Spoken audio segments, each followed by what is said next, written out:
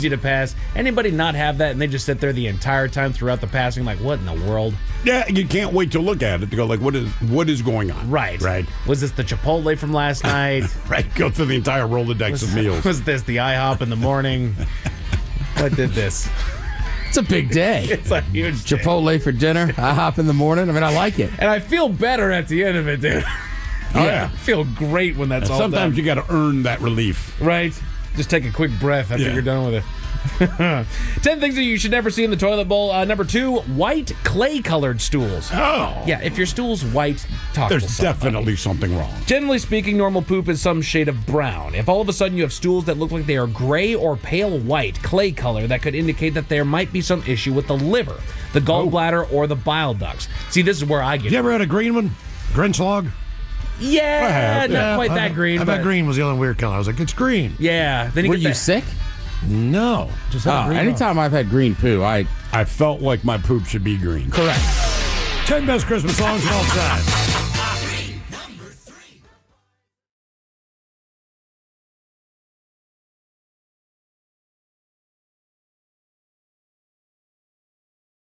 This time of year when we start doing, Christmas song sit and spins. This sounds like a sea shanty. What is this? This would be the Pogues I was saying, it looks like, I don't know. I grew up, you just have to like it. with Kirsty McCole. Okay. You too, Steve. Put it on. Get out the Jameson. Right, this is in the pub with all the other sad people. Well, you're about to get drunk, yeah. We're having fun. All right, it's a cup of crack. Pass the patties. Where's the one you can't tell? Oh, I've got like 5 of them. We came up with different ways to pull it off. Oh, did you? We did. Okay. We did. And this came from the top. This is like the corporate way of doing it if you have a funny joke. Sometimes I don't trust his ear either. No, above that. Oh, even up higher? Yes. Okay, good. Yes, All right, I'll yes, give you yes, one right yes. now, but I'll give the answer after. Why did the Avon lady walk funny? Why did the Avon lady walk funny? Okay. Moving on. So you just do the punchline later. Yeah. That's how you legally have to do it. What did you say? What was the movie? You said Animal House, and you thought, if you go to college, a panty raid. Yeah! Right? Oh, it was so common. It happened in, I feel like every college movie there was panty Always, raids. always. That was It's like, the this is just part of growing up. Or there's Yeah. a peephole in the women's locker room. Right, you don't think that you're sexually assaulting people, which you are. No, you absolutely are. Or you're voyeurism. You're just like, oh, no, that's what you do. You drill a hole and watch them shower. Well, so my brother goes to college 5 years before me, and I'm asking him about it, thinking it's going to be like that. He's like, dude, it's nothing like that. He's like, all I do is boring. study, right? He's like, yeah, there's hot chicks and all that, but he's like, it doesn't make me attractive. But Like, they're not even like in the movies. They're just hot chicks. They're not like trying to get with you. And oh my, Yeah, they're he made that slutting clear. themselves out. He's like, they're all yeah. getting drunk at the sorority party. No, he's like, no, Yeah. that's not. RoboCop was a bad one for me. How so? Because remember in the beginning, spoiler alert, in the beginning of RoboCop, however that cop dies, Oh, yeah, it was pretty bad. yeah, he's like melting and then the car hits him. Like, I don't know why my parents let me watch that scene. Because there's no booze. There's no boobs, but you're right. And the rest of it is just a robot cop shooting stuff. Yeah. But that scene horrified me. Same thing like you're saying, like the alien thing, for months. That, and I'll always remember in Untouchables when they write touchable in blood. Yeah. Just screaming, like, oh my God. And then I had to move all this crap so that she could get all of her, and she's going to replace that, obviously with all of her Christmas decorations. Of course. Which are the same, like little, those little dumbass things you used to buy in a Hallmark store. It's like those little figurines and Yeah, trinkets. inside like of the little thing, yeah. dude blowing a freaking holiday horn and crap like that. Like, who cares? Right. You know what I mean? Like, why does this little trumpet guy need to be here? And like, I get if you put a manger out or something like that, but all this other stuff is Dude, my grandma, this is just funny, but my grandma had these Santa heads. So when you're a Just kid, the head? it was just like, right, it was like a jar, Okay, all like right, plastic, yeah. but it's his head. in the jar. But it was always filled with like brownies, and one was filled with cookies. Okay. So when you're a kid and you go over there, like you love these Santa heads. Of right? course. So when Grandma dies at the Smith side, my mom got one of them, and her friend was like, "Oh, I'll touch up the paint a little bit." Oh, no. It is awful. Oh, no. Oh, his cheeks are like blush red. Like it looks. Oh, yeah. It looks like he's about to perform on Broadway. Hello. And it's just like, what happened to Santa? like, He's ready for his. I would have buzz rather off. him just stay old, like he's from the 60s or 50s. It's okay to let it look like like that. to look that old. 10 best Christmas songs of all time. Number 6. Feliz Navidad. Yes. There you All go. All right, this one, all right, sure. This is one of my favorites, not question. Dude, you cannot turn this up. I love this song too. My daughter loves it, and she looked at me the other day and goes, "Dad, you know what this song is about?" He says "Merry Christmas" a bunch of times in Spanish. Now she wants to learn Spanish. Yeah, it's a gateway drug to learning another language. So now she wants to learn Spanish because of this too. She can now say 1 through 6. All right. All right. Thanks to this song. All right. This is when the tequila bottle starts coming out on Christmas time. Yeah, you're getting drunk with this song. It's like, right, it's a little later in the night. It's in the basement, chewing that cool cup. Do you guys know what his other big tune is, honest to God? It's a cover of Zeppelin's Stairway to Heaven. No. And it went like to number 1. In For real? Yes. It's Jose Feliciano. Yeah. He did Stairway to frickin' Heaven. The answer, her lipstick. How about some Catherine? So you get it? If we wait long enough, we can do it, right?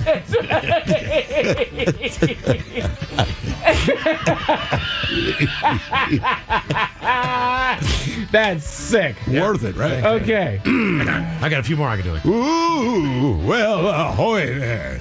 Trying to pull into Port of Norfolk. Look, I don't want to throw the Kool-Aid man under the bus, but seriously, he needs to keep his juice in his pitcher, you know what I'm saying? We were denied access to the Norfolk port and put in a 40-day quarantine because somebody got themselves an STD during our trip through Madagascar. We find out later that he had one of the first cases of Kool-Aids. Crunch berries. I never would have thought that I would be in the house that is kind of the central location for all things. But, like, if any kid anywhere needs anything, it's going to be my wife. You know, she's going to stuff them in the car, legally or not, just saying. But as many kids as she can fit in that car, she's the one who takes the mantle on it for all things. And I'm even like, babe, you don't need to do this. She's like, I know. And that's the entire discussion. I'm like, oh, okay. But you Yeah, that was Bernie's mom. Really? Yeah, and like to this day, I wouldn't say her first name, Mrs. Granzo or Mrs. G, but same thing. Like you went over there all the time. I mean, even the day he got married, me and another guy went over there that's married to one of his other sisters, and she, same thing, very nice lady, but has kind of some rules. Yeah. Oh, sure. Yes. Yes. She was like, "You guys, you two, you and Pat, Teddy, you better not have him drinking before the wedding." We said, "Mrs. G, come on. We would not do that to you. We're in your kitchen eating breakfast. So get real." Yeah, we went straight from there to a bar. Yeah, of course. Before we went to the wedding. Sure. Yeah. But it's almost like this give and take. Like, she knew damn well. She like, knows. we didn't want to get up at 8:30 and eat a breakfast for Tata No. But you're going to because it's her. to get to the fun part. There is not one vase that she has thrown away in 50 years. Yeah. From any florist, from any she doesn't reuse the nice crystal ones or put her flowers in there. Oh no. The vase she got is perfectly fine. And there are 100 vases just in case. I think that might be a I don't know. female. What in the hell's going on here? Like what is if a flash flood happened in that town and killed 50 people, she could have a vase of flowers for each and every one of them. The thing With is, an original vase. I will not buy my wife flowers with the vase because I'm like, I know you have a vase that these flowers will fit in. You have 9 million That's of them. honestly, like, look, I'm not being mean. I know that we have vases for these flowers, so I got to the flowers. I'm not buying the vase. Oh, yeah. And then, of course, it's that weird thing where, like, there are 4-5 boxes of Thanksgiving decorations. Thanksgiving. Like dried corn. Oh, you name it, man. Like fake pumpkins, crap that you hang on the door, wreaths that look like a scarecrow. Cornucopia. Flower, like the dead leaf things, Yeah. that look like fall and crap like that. I'm like, just look out the window, dude. Right. It's fall. You know what I mean? You don't have to recreate the season. You don't put snow on your roof, do you? Like fake, like, look, it might be snowing up here. Right. Like, Jesus Christ. And now, the men's room legacy continues. Unfortunately, what you're about to hear is real. The members of this radio program are simply not that bright, or what some people would call educated. They are merely stupid. They're not trying to offend anyone on purpose. And all have played doctors on TV. You have been warned and are cordially invited to join the party. This is the men's room. Forget it, man, and get with the countdown. Get with the countdown. Shake this square world and blast stop for Kicksville. The trippers, the grasshoppers, the hip ones, all gathered in secrecy and flying high as a kite. This is the men's room with Miles and Thrill. You know what they say, shake your radio more than 3 times, and you're playing with it. You're listening to the men's room. And away we go. Welcome to the 20th anniversary season, episode number 4,441. Along with Steve the Thrill Hill, the Ted Smith, and Mike Hawk. Head to Heart of Men's Room. On tap today, the return of Who Sucks Less. We will play Profile This, plus headlines, the men's room shot of the day, fun with listener emails, and everyone's favorite, TV Time with Ted. Click, clack. Dingity done. All right, here we go. The most San Francisco thing ever as a woman gives birth in a Waymo driverless car. We stay in the Bay Area where 3 Waymo driverless vehicles decide to spar. Wisconsin man loses headlights, so then a flashlight's going to have to do.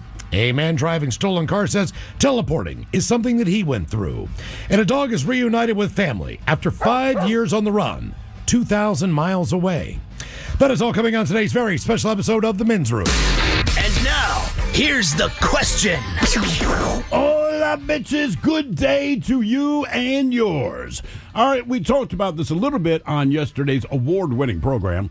You know, parents doing the best they can to protect their kids from sex and or violence in movies or TV. So, as I said, my parents, they wanted to protect me from the sex. So my first R-rated movie was Alien, which scared the ever-living piss out of me, but there were no boobs, so my folks were cool. Now, little did they know, I'd already seen naked women thanks to my brother's friend and an issue of Penthouse that he had shown me about 2 years before that. And to this day, 2 of my favorite things are, in fact, naked women and aliens not busting for my stomach and killing my friends. But speaking of naked women, the average age for your first exposure to pornography is around 13 years old.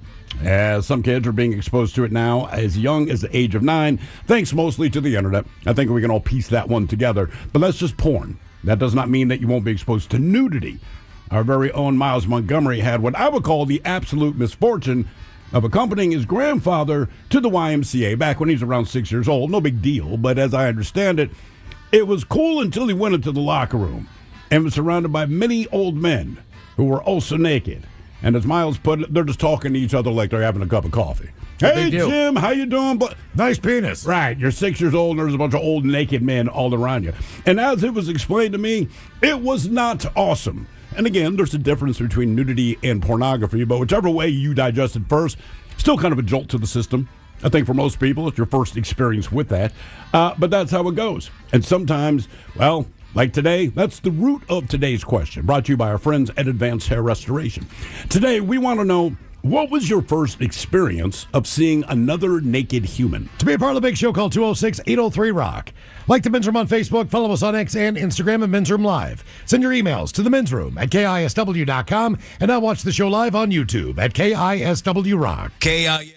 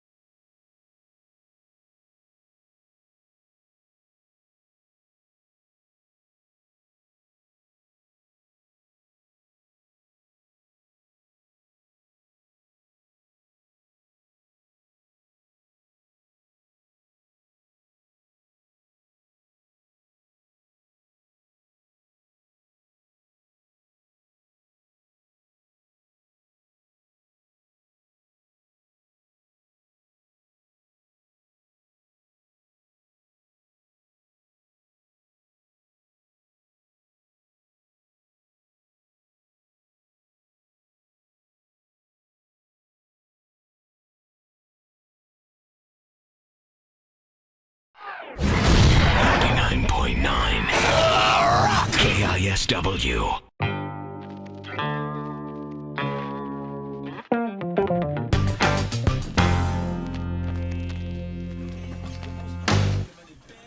I'm having trouble with the spotted dick.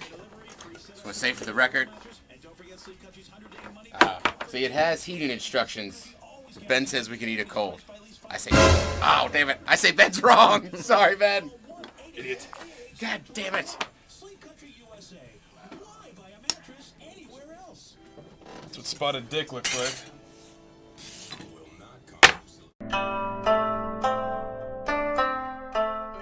It's not gonna happen.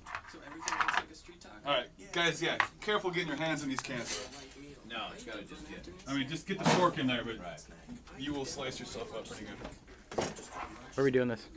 I don't know. Okay. Doesn't matter, just keep filming. We don't know what the hell's going on today. Where are you doing this? What's your plan, Ben? Come on.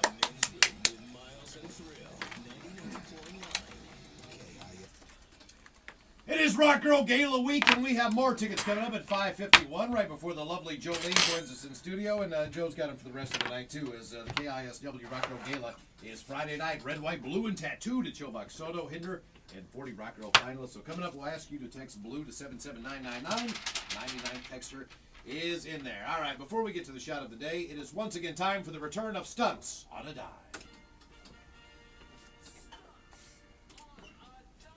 And normally when we place the bets, we go for the standard dollar. Today the ante is a big one, as we are playing for the kegerator that sits in the men's room office. Now, if you've never seen our kegerator, it is one of the most beautiful pieces of appliance that might be on this planet right now. I would agree with that. It is in our office, and of course we have a little men's room original red in there from time to time. You can drink it all, but it's one of those things that was given to us as a group. Brian Thorpe, our promotion director here at KISW, can attest to. And Brian, you've been in radio for many years. Radio is one of those things, it's kind of like the impending earthquake in Seattle.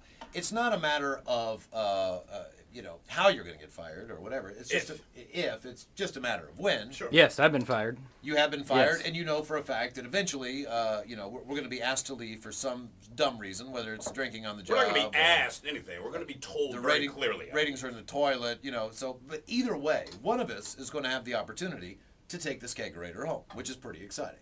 So what we're going to do today for Stunts on a Dime is basically eat a can of Spotted Dick. That's right, Spotted Dick. There are 4 Spotted Dicks in this studio right now. Now, we're going to go for exactly 60 seconds. The person who eats the least amount of Spotted Dick is out of contention for the kegerator. Oh. Here it is. This is what it looks like. Oh. It's a Heinz product. It's called Spotted Dick Sponge Pudding.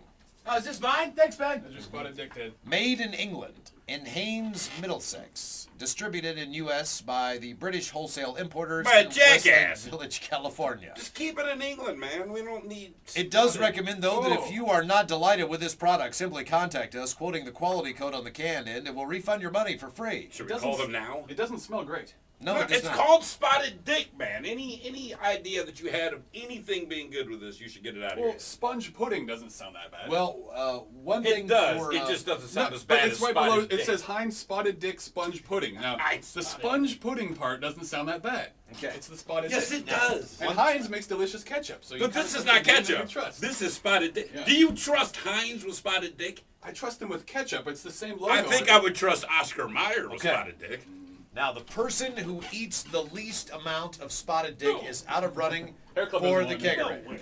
it. Hair Club, real quick here. Is it safe to say that one day we'll get fired from this operation? Oh, it's guaranteed. That we're playing for the kegerator. We're playing for the kegerator. Baloney, you're playing for the kegerator. Yes, we are. Yeah, that's what We're playing for the opportunity to take the kegerator home. Who will get it once we get fired?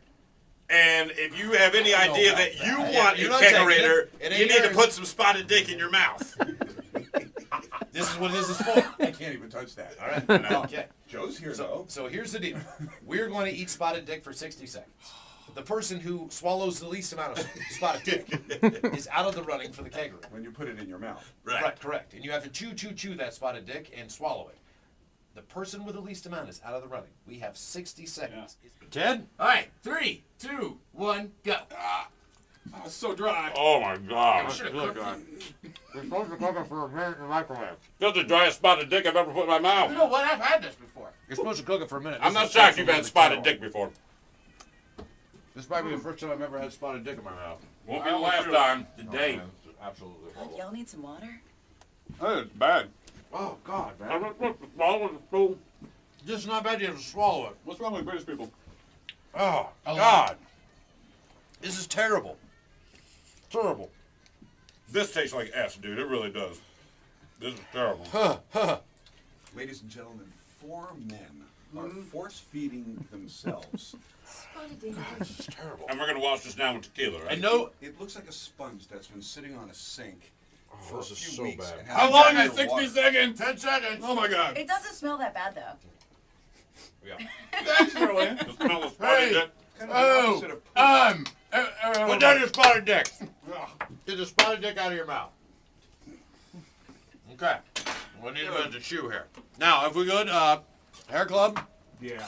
you and the lovely Jolene there will be judges. Right. Ted? You're going to determine who ate the least amount of spotted dick. I think Ted probably ate the most spotted dick. I Ted almost- was killing it. I almost threw up. I Yeah, gotta go me too. grab Miles' I really dick. did. Okay. Better you than me. All right, that's me. Steve did nice work there. I retched in the middle of that. Really working for that kegerator. I am, man. I must be. Oh. Spotted dick. Miles Yes. ate the least, it seems. Oh, Wait, hang on, really? That's thrill. Because he's looking at it. Yeah, of course, because he's a finicky eater. Yeah. Miles, you're out. Oh, Miles out of the running? You would look like Ted. You Somebody have definitely a did the scale? best. Yeah. It doesn't matter. It was just a matter of who came in the last. Yeah. You say Miles Ted, ate the least? Ben, Thrill. Miles, you barely touched your spotted dick. I'm the loser? Yeah. I ate like 8 bites. Yeah. They You weren't. realize They now were. you have placed spotted dick in your mouth looks like I'm not going to get fired. for nothing. It's a drinking time. Better be drinking. God, I that feel was ill, terrible. man. That was a bad idea. That was a bad idea. All right, we can cut the video because now it's time for our imaginary drink.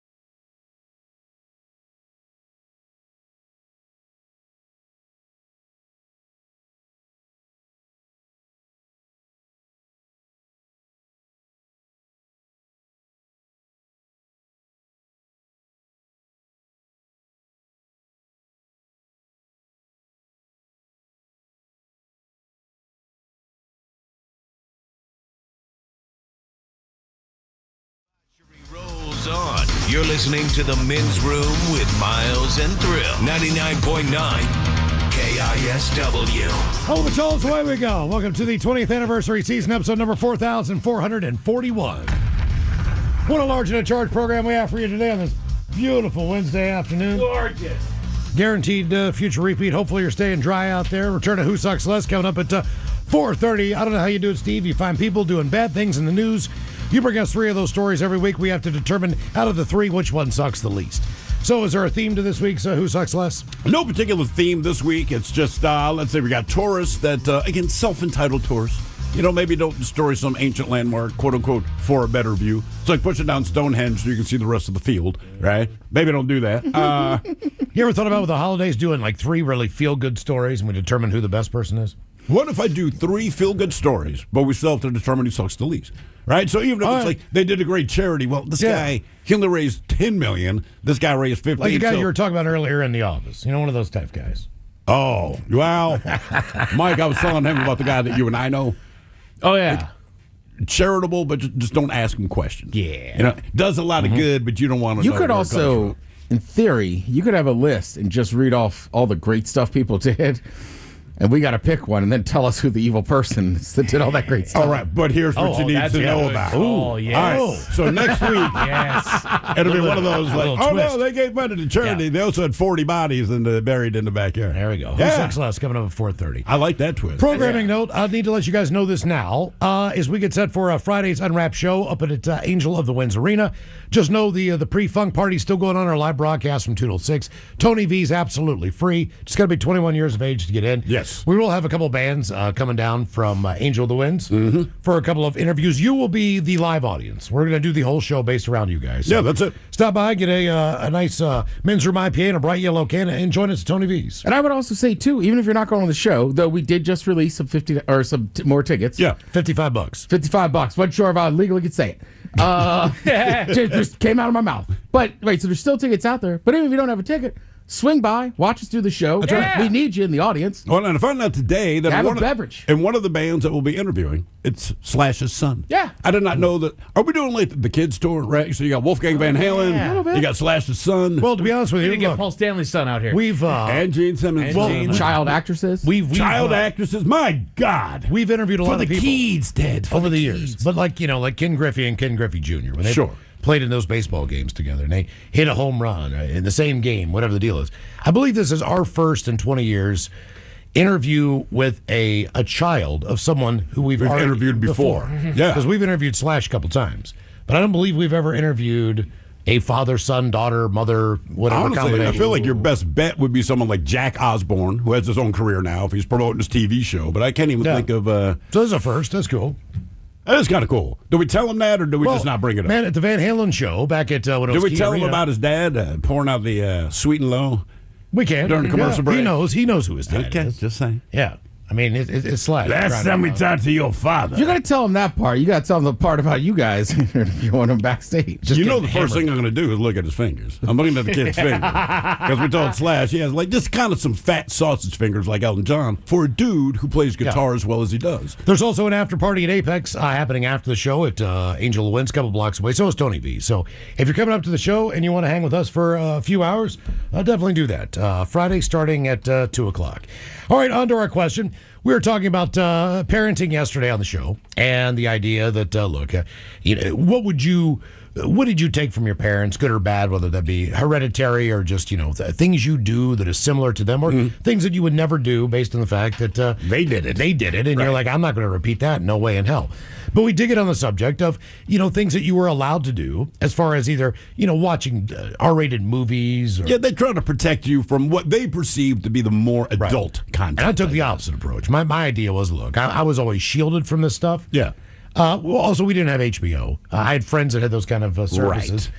But at the same time, every R-rated movie I went to up until the time that I was 18 needed to be seen by my parents first. And it's up to 18. Look, I don't really think they questioned it. I would go to the movies. You really didn't get carded. So I did Not see. so much. You know, I'm driving. I'm 16 years old. Yes, I'm going to an R-rated movie. That's just the way it goes down. And it wasn't. You did not go for the gratuity. You went because this was a great movie and people were talking about it and said you needed to see it. The movies you heard about, you might hear there's boobs in it, but typically it's a comedy or it's a horror movie, and inevitably there'll be boobs in it. But like you said, that's not why you went. And parents, they'd kind of watch these movies for you and still make the determination, like, oh, well, there's a set of boobs. Like, Mom, that's nothing to do with. I why want to say wanna see the movie. Naked Gun was PG. They had nudity in there. I mean, there were I some remember we movies. snuck in. I don't think my parents cared that there was nudity but we snuck into White Man Can't Jump. Yeah. And same thing. Turns out there was, a little bit of nudity. A little bit. You were happy about it, I'm sure. We were. I think they more just didn't want us going to see that movie. But then they don't know. Like, my uncle, he was always like the tech guy. So when VCRs first came out, he got a VCR. And we didn't even know what that was. But he's like, hey, Steven, these movies have been released in theaters. We can watch them in our living room. Mind-blowing, right? So they got The Howling. And it's a werewolf movie. And I've said this before, but it's a werewolf movie. There's nothing particularly scary about it. But as we're watching it, there's a scene where these people are sitting on the couch. It's a man and a woman. They start getting down. They start having sex. But it's uncomfortable because I'm 9, 10 years old, and I'm surrounded by both parents, my aunt, my uncle, my cousins, my brother, right? So whatever. But to make it worse, not only are they having sex on the couch, but they turn into werewolves while they're having sex. Okay, so I'm just like, I mean, but as a kid, it's not that it was even a big deal. I'm just like, I am uncomfortable sitting here surrounded by the people I'm surrounded by. Sure. Watching people have sex, and now they're still having sex as werewolves. But the scene ends. It's just, and they move on to the next scene. But it's kind of quiet. Nobody wants to say anything. And my uncle just said, "Hey, Steven, that means it was good." Jesus. Yeah. Well, and here's the thing about nudity. Like, look, Steve, you're bringing up my first recollection with nudity, and it was my grandfather. He would go to the YMCA every day to get his workout on. Actually, a pretty nice facility. They had an indoor pool. They had a basketball court that was inside. The Y is great. I mean, that's what I basically did. I sat in there up to a point, go swimming and shoot basketball.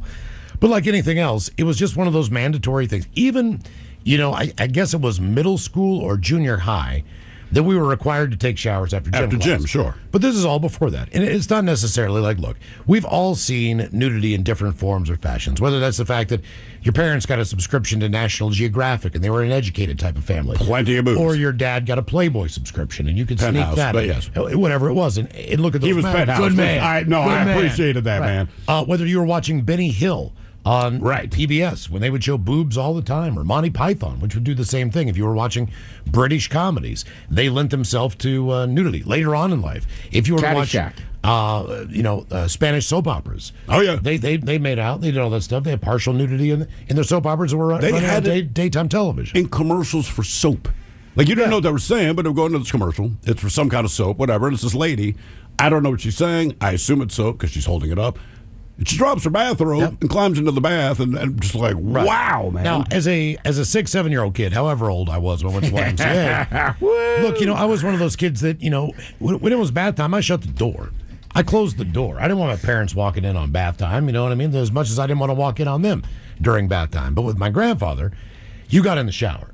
If you got in that pool, if you worked out, if you did anything, you're going to get a shower. That's the way it's going to go. Everybody who was working out got a shower. Now, the shower, let's say it had 6 or 8 heads. It was one big room. It was a gymnasium-style shower. Maybe 12 or 16, depending on your count. Maybe like the kind that you'd have in middle school or high school or whatever. So it's a group shower. It's a gym shower. It's a gym shower. And, me as a little kid, it just, all these guys are naked. I mean, they are naked. But they're also old men, so it's like the worst version. They're probably of naked. in their 40s, late 40s, early 50s. I mean, my mom had me when she was 20. All right. So it wasn't like they were archaic. They were, it wasn't like you're looking at, They weren't saggy yet. It's your granddad, but I mean, he's our age, essentially, I know. at that point. But it was just, I mean. So disgusting. So, you get in there, and you get into the shower, and it takes a little while to get the water temperature right as a kid, because, as a kid, you take a bath. Right. You're I was a bath kid, right? So you run the water, you take a bath, you can adjust that along the way. Showers, you're fidgeting with everything, trying to figure everything out. And you just turn around, and you got to remember you're D-high for the most part with most of the people in there. Might have been 5 feet at the time, but doubt it. At 6'8", You were not 5 feet that's what tall, I'm saying. brother. So I mean, you're D-high. You're Ide Johnson level. I mean, for the most part. And these guys would, soap up, lather, do all the things. Your girl and your grandson. It wasn't like they were facing the wall. They were all turned the other Right. way and still talking to each other. And I just remember thinking to myself, I was just so embarrassed, and I had no reason to be embarrassed. I didn't have hair all over my body. Obviously, my penis is not as big as any of these people in here. Your girl and your Johnson. But Hey, it was Grandpa. but it was just one of those things that it stuck in my head, was because anytime he would say, like, do you want to go to the YMCA? And to me, it's like, well, yeah, I do want to go swimming in the pool, but I do want to go shoot baskets. However, I do want to do, they had a couple other things you could do as a kid, that weren't just weights and that kind of stuff. But it was always one of those things like, I really want to go, but can I shower maybe in my swim trunks? Or, right. I think I might have even asked that. Like, do I have to get in the shower with you guys? Like, yeah. I mean, it's stunning the first time you see it, right? Because my grade school didn't have group showers. Yeah. But after seeing the old guys, and to me, it's the lounging. They're just how little they care. Or like at the water fountain. You know what I mean? Like, you've had time. But now with that said, as you get older, like I started doing it, like if it's just for men, then like I'm naked in the steam room. In the sauna. Absolutely. Look, man. But as a kid, you're just like, why are they naked? It's and different. then they're just chatting with each other, drinking water. And you got to remember, like when I played college football, the locker room, you had your towel in there and everything else. And there was a gigantic shower in there. But between the main entrance to get to the training room, you had to walk through the locker room. Yeah. And there's a lot of female physical trainers that are in there, either taking care of you or studying to be a physical therapist or an athletic, physical therapist when they graduate, and they would walk through all the time. Sure. But you would never get dressed. You didn't have to. You left your towel in your locker. You just walked in there because you're probably going to pop in the sauna first, or pop in the steam room, then jump over to the shower, then walk back. So I knew there were 3 girls that I went to school with, and they knew everybody on that football team, and they knew what they looked like naked. Yeah. And it wasn't really even a big deal. It was just... I think it's the situation. It was.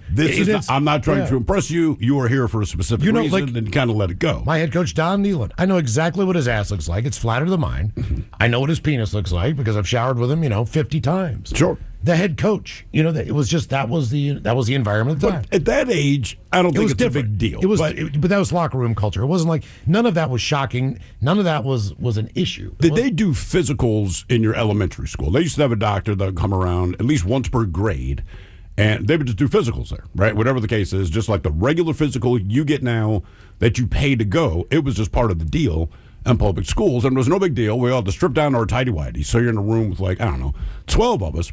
And nobody cared, because tighty-whities, you're still cool, right? Nothing's weird. But you went on the other side of a screen, and when you heard your buddy cough, we would all giggle, because we knew at that point the doctor had his underwear down and his fingers under his testicles, right? Correct. A hernia test. And it's stupid. It didn't matter. We were all going to do it, but you couldn't see them. But once we heard the we're all like, oh, his penis is out. Yeah. Right? It just... Every single time, and then you hated it when it was you, that's all we waited for. It was kind of for whatever reason, the locker room was kind of it worked as your advantage every once in a while. There was a guy I played with, linebacker, man. He was probably 6'4", Boris Graham. He was built like Superman. I mean, this guy, dad came from a military background. That guy did push-ups his entire life. He was just that guy. Right. He had a penis down to his knee. Now I knew his girlfriend Jen. I actually dated Jen's volleyball teammate. Yeah. Anyway, Jen breaks up with Boris. Jen now wants to go out with me. You're like, I can't help you. I am not going out with you. You're just like, now. I know where you've been. Right. You know what I mean? I there is nothing on this planet that I can help you with. Nothing. I think you're a wonderful person. I think you're a great human being. Right. We are never going out. We are never going out. What was your first experience seeing another human naked? 206-803-ROCK. The Advocate.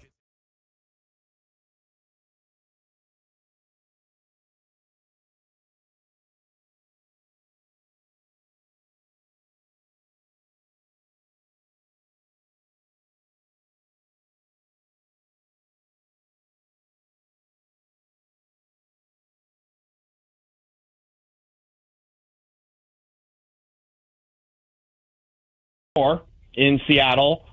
And the second one, may he rest in peace, the front Ozzy Osbourne with Black Sabbath at the Tacoma Dome on February 6th. That was a good one. That was a good one. Those are some strong shows to start with, man. I kind of find, like, when you're in a car, you're trapped. So no matter what your parents are listening to, that's what you are going to listen to. Every once in a while, you get a turn, but for the most part, it's their way or the highway.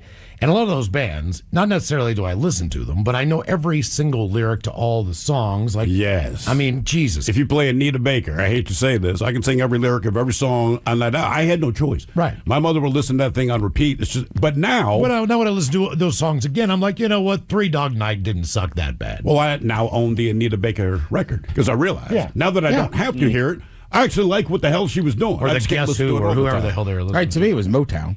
Right, same thing. We're My just dad talking just played about it all the time, but I love it now. We're just talking about George Benson outside. Miles was like, man, I picked up some George Benson albums, and I'm like, my dad gave me his vinyl collection.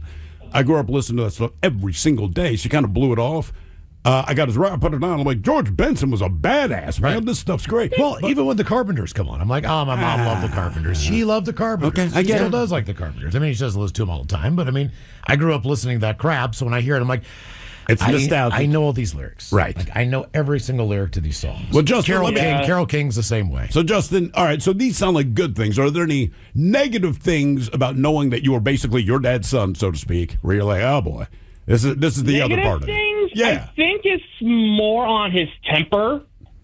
All right. I would say the least, on his temper. Like, it will take a lot for me to get ticked off. It's the same way with my dad.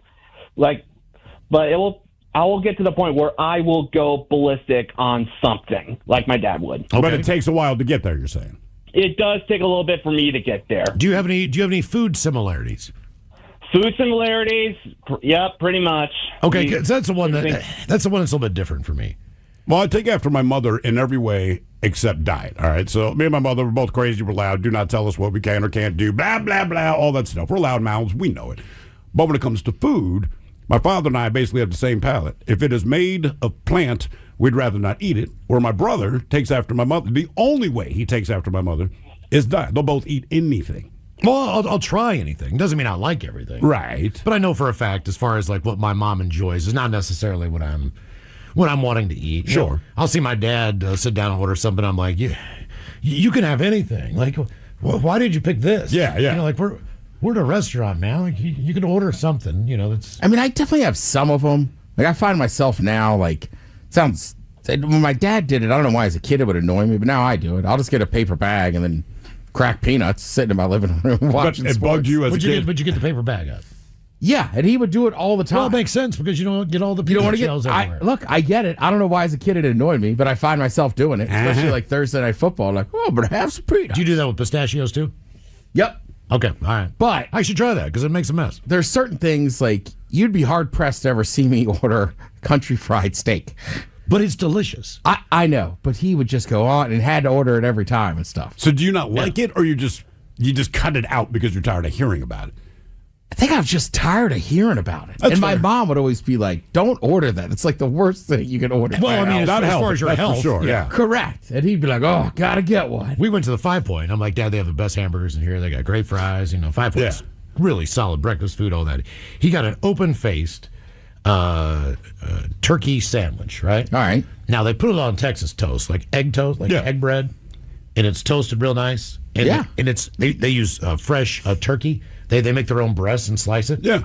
And then mashed potatoes. And when he ordered it, I was just like, what the hell are you doing? And then I look over and I'm like, oh my God, that looks great. It sounds great, man. Yeah, but I would never order that. You know what I mean? But Sure. He's got this big plate of food. It looks like Thanksgiving dinner. I'm like, damn, man. All right, okay. But what about your kids as far as, like, there's certain things you can definitely see with your kid. You got this from your mom, you got this from me, whatever. But when it comes to their food choices, my daughter could drive you absolutely crazy. I'm like, I don't give her too much grief because that was me, right? She knows what she likes, and at her age, does not want to try new things. And sooner or later, she'll get through it, but it'll drive my wife bonkers. Now, how long did it take you to try new things? When I started working in restaurants, so like 18 years old. Honestly, it's just, I knew what I liked, and for me, it's peanut butter and jelly or bowl of cereal. That's it. That's all I need.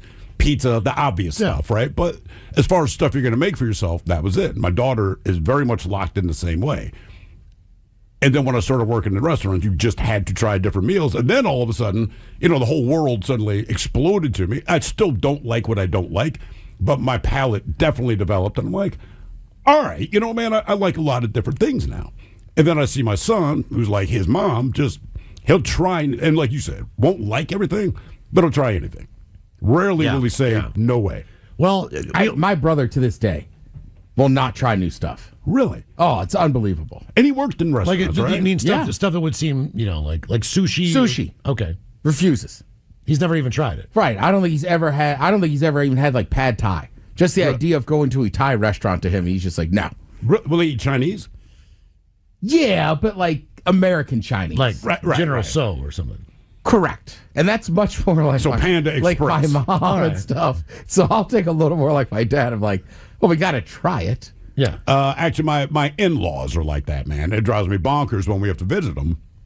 None of them. Well, my one sister-in-law, she will try things. She lives in Manhattan, so naturally, she's willing to try more food. But the rest, man, like if we go there, when we spend the week at the beach, like you're going to eat the most basic stuff on earth. If they all want to go out for dinner, that's the part that kills me. Like, look, if you're going to cook food, I'm not going to say anything. I need whatever it is you make.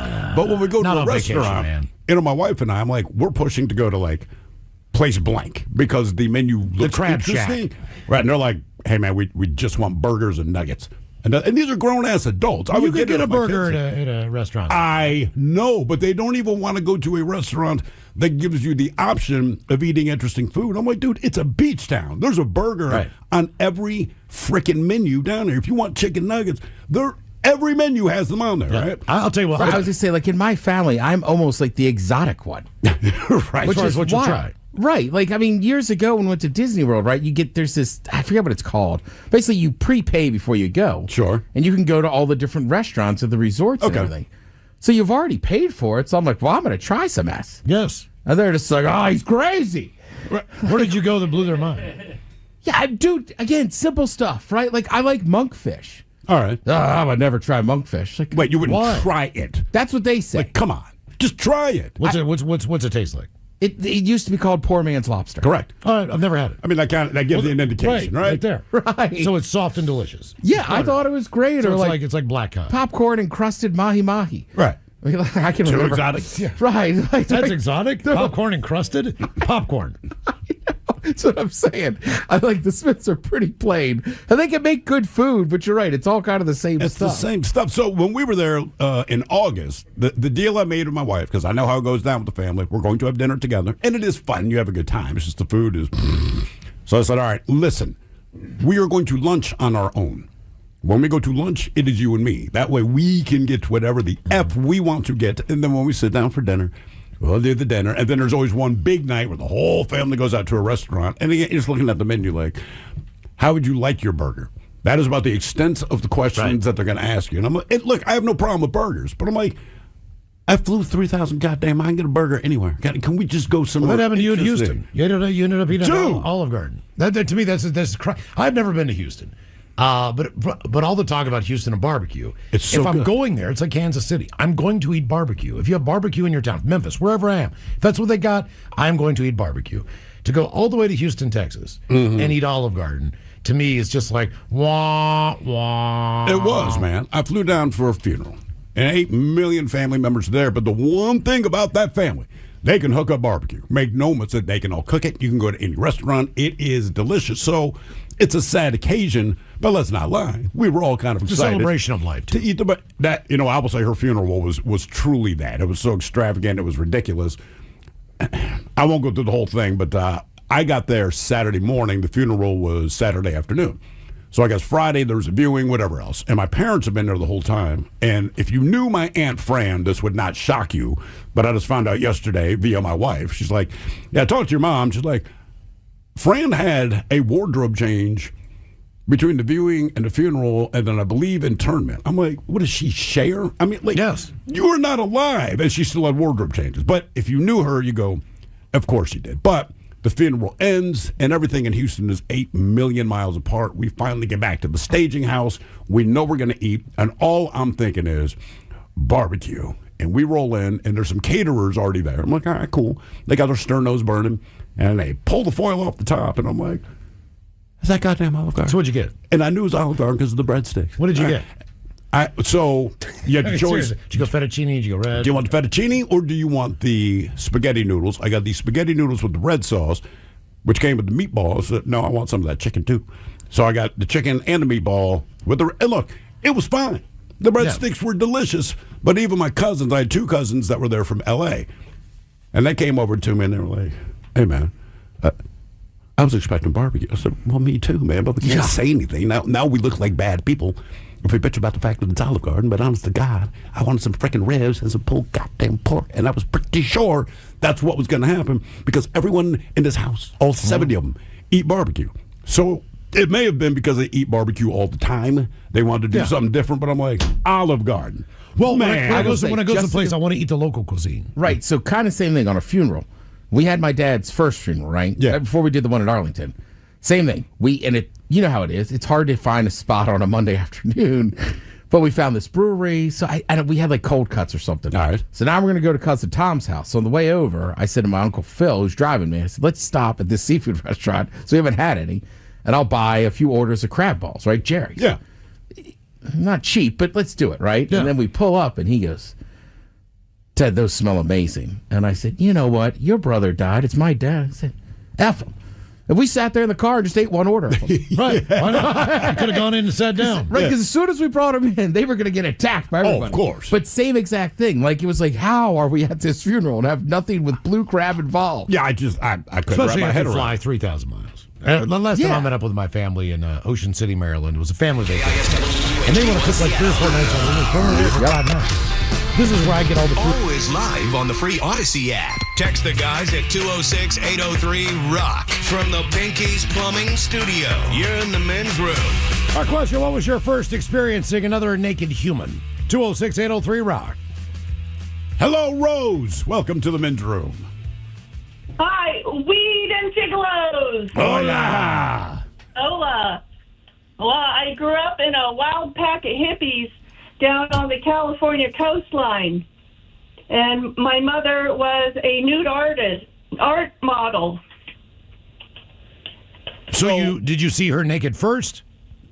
Well, yeah. So I would walk uptown from where we lived, and she would model in the art center up the street there, and I'd go as a little kid up there to see her to get some money for candy. And at the time, my stepfather also worked as a nude model for art classes, and they would pose together. Well, as I got older, I realized, it's an easy job to do. So I started doing it at the local colleges. And my mother worked there and my stepfather worked there. So one day I was going in to, change into my robe and get out on the model stand. And my stepfather comes out. He goes, "Oh, hi, Rose. It looks like we're working together today." Oh, man. What is that experience like? Okay, would it have been better if it was your real father? Is it easier? No. Okay. No. Yeah, that would be a little weird. That's what I'm saying. Well, my stepfather and I grew up. I met him when I was like 6 or 7. So he was kind of like my dad, I guess. What were they paying you by the hour or by the classroom time, which is typically an hour, It was by the hour. It's $20 cash. Oh, man. All right. See, my buddy made $50 an hour, or class, which was sometimes 50 minutes. So did you only work with him the one time, or did you guys find yourselves paired up on occasion? No. It was only that one time. Now, and it was awkward. Did you have naked art in your home? Yes, I do. I have naked art of myself in my home. Yeah, invite us over. So when you're posing with your stepdad, you said it's a little bit awkward. You go like, and I understand that, but if I'm back to back, say it's my mother, right? I'm already like, this sucks. But if we're back to back as we're posing, I can live with that. Did you guys have to face each other? Were you just sitting side by side, or what? Oh no. Well, he said, "Why don't you go down into the prone position like when you were shooting your rifle at the gun range?" So I'd get down and I pretended I was holding a rifle down there, and he was up standing somewhere doing some other thing, I don't know what. But that was better, I was laying down at least. And so one of the artists come up to me years later, and he says, "That drawing I did of you and John, I got a scholarship to go to art school with. Wow. So he didn't have to draw the turtle, the tortoise, or the pirate, or whatever it was? Oh, right, yeah. Yeah. I mean, that is kind of a smart idea. What's that? Instead of having to look at her like fully naked, like just lay down, like get That's like why that, it was like, his idea, yeah. Right, like just lay down. Now, Right. I have to ask. So, like anything else, if you're at a street fair, or whatever, and someone does a caricature of you or a quick picture of your kid or whatever, you get a pretty good idea what's going on. Now, I'm assuming there's 20 people in the room. They're all doing pictures of you. Were some just, when you looked at them, were they horrible, or were some good? Like, what was the percentage of ones where you were like, all right, that's a pretty good representation of me? Right. Or, I mean, is that just more abstract? Yeah, that's right. It does happen. And you say to yourself, you're like, God damn it, do I look like that? My butt's so big or something. Right. That's what I'm saying. And, like if they drew me with a real teeny tiny penis, I'd be like, hey, dude, hook me up a little bit more here. Well, it's cold in here. Did it ever make you self-conscious to look at the picture that somebody drew, and like you said, like, is my ass really that big, or do my boobs face different directions? Do or my whatever? nipples look like that? Absolutely. Right. So, like, absolutely. So when I first started modeling, I was down in Monterey, California, and then that was in my early 20s, and then I moved up to Washington, Tacoma here, and in my 30s or so, I did modeling again, and I looked at myself. I was like, holy smokes. There's a lot different, but it's okay. Well, did you ever? You just got to deal with who you are. Did you ever take nude photographs? I mean, were you ever like approached by Playboy or any of that stuff? No, gosh, no. I'm like 6 feet tall and a plus size woman. So it's no, they don't do that. But I did go to Silverdale to do a job over to be a nude model for some private artists.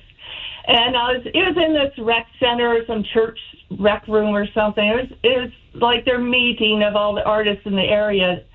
And someone pulled the fire alarm, and all the ambulance and the fire trucks were coming in. So I get in my robe, and I'm like, what the hell is going on? And the firemen come into the room, and all the easels are standing up with the artists' work and their canvases, and it's all of me naked. And I'm like, oh my God, the firemen are looking at it. Yes, they were. Is the hardest part just to stay still?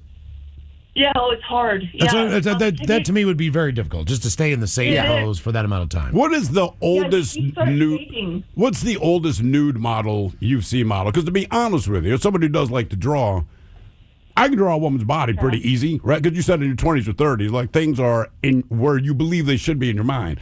When people get old, right? That's a different kind of approach to the body. So, I mean, if you had an old woman up there, that's not... I could sketch out a naked woman in 15 seconds, right? It's easy to do because there's general shapes. Right. When someone gets old, all of that looks different. So, like, what's the oldest nude model you've seen out there? Because to me, that's the challenge. I saw one in her early 60s, but she looked pretty good.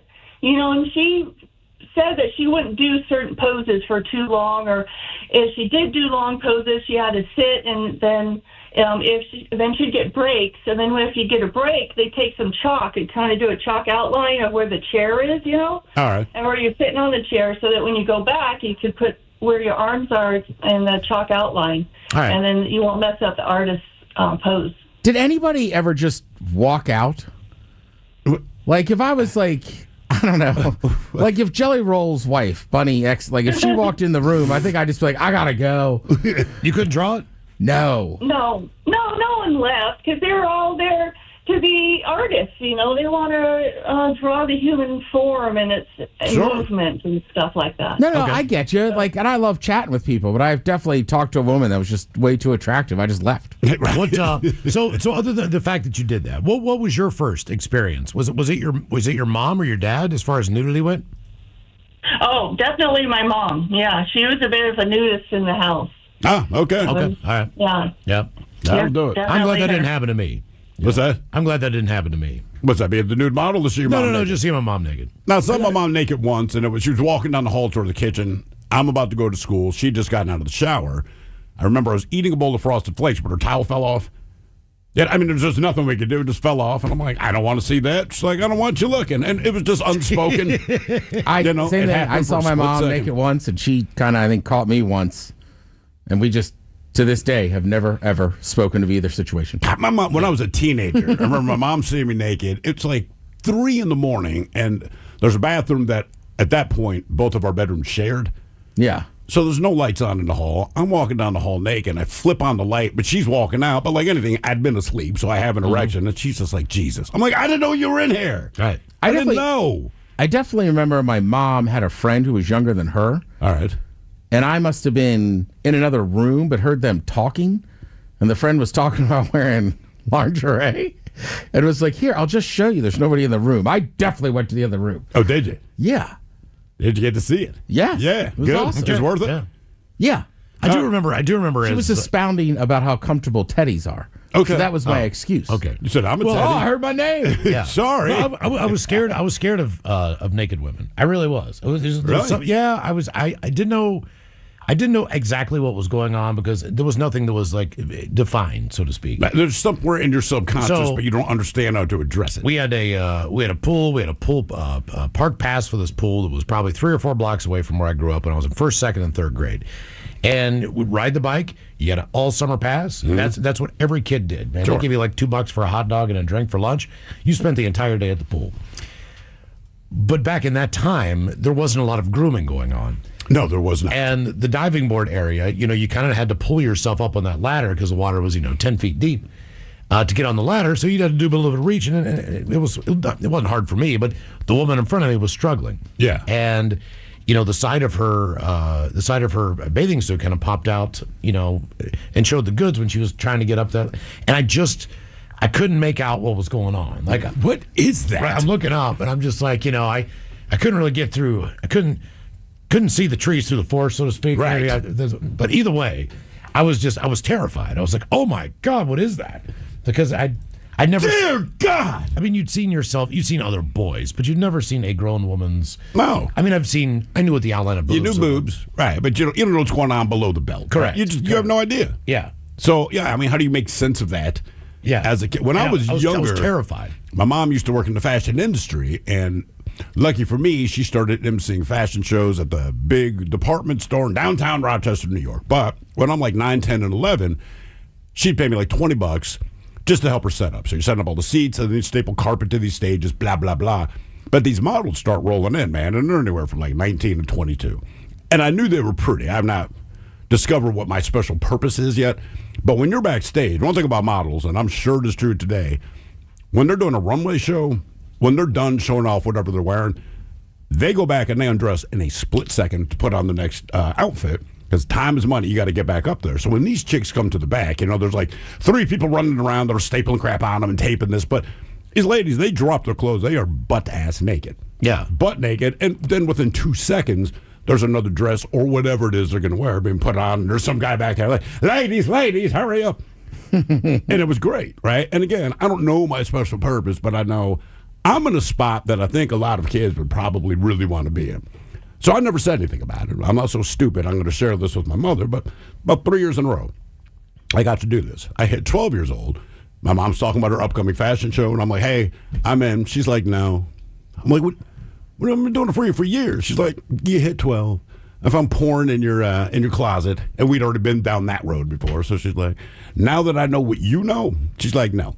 I would feel. I would feel uncomfortable. I would feel uncomfortable as hell in there. But you don't, because they don't. You know what I mean? You would think that you would, but these women are professional. They do not care that you were there.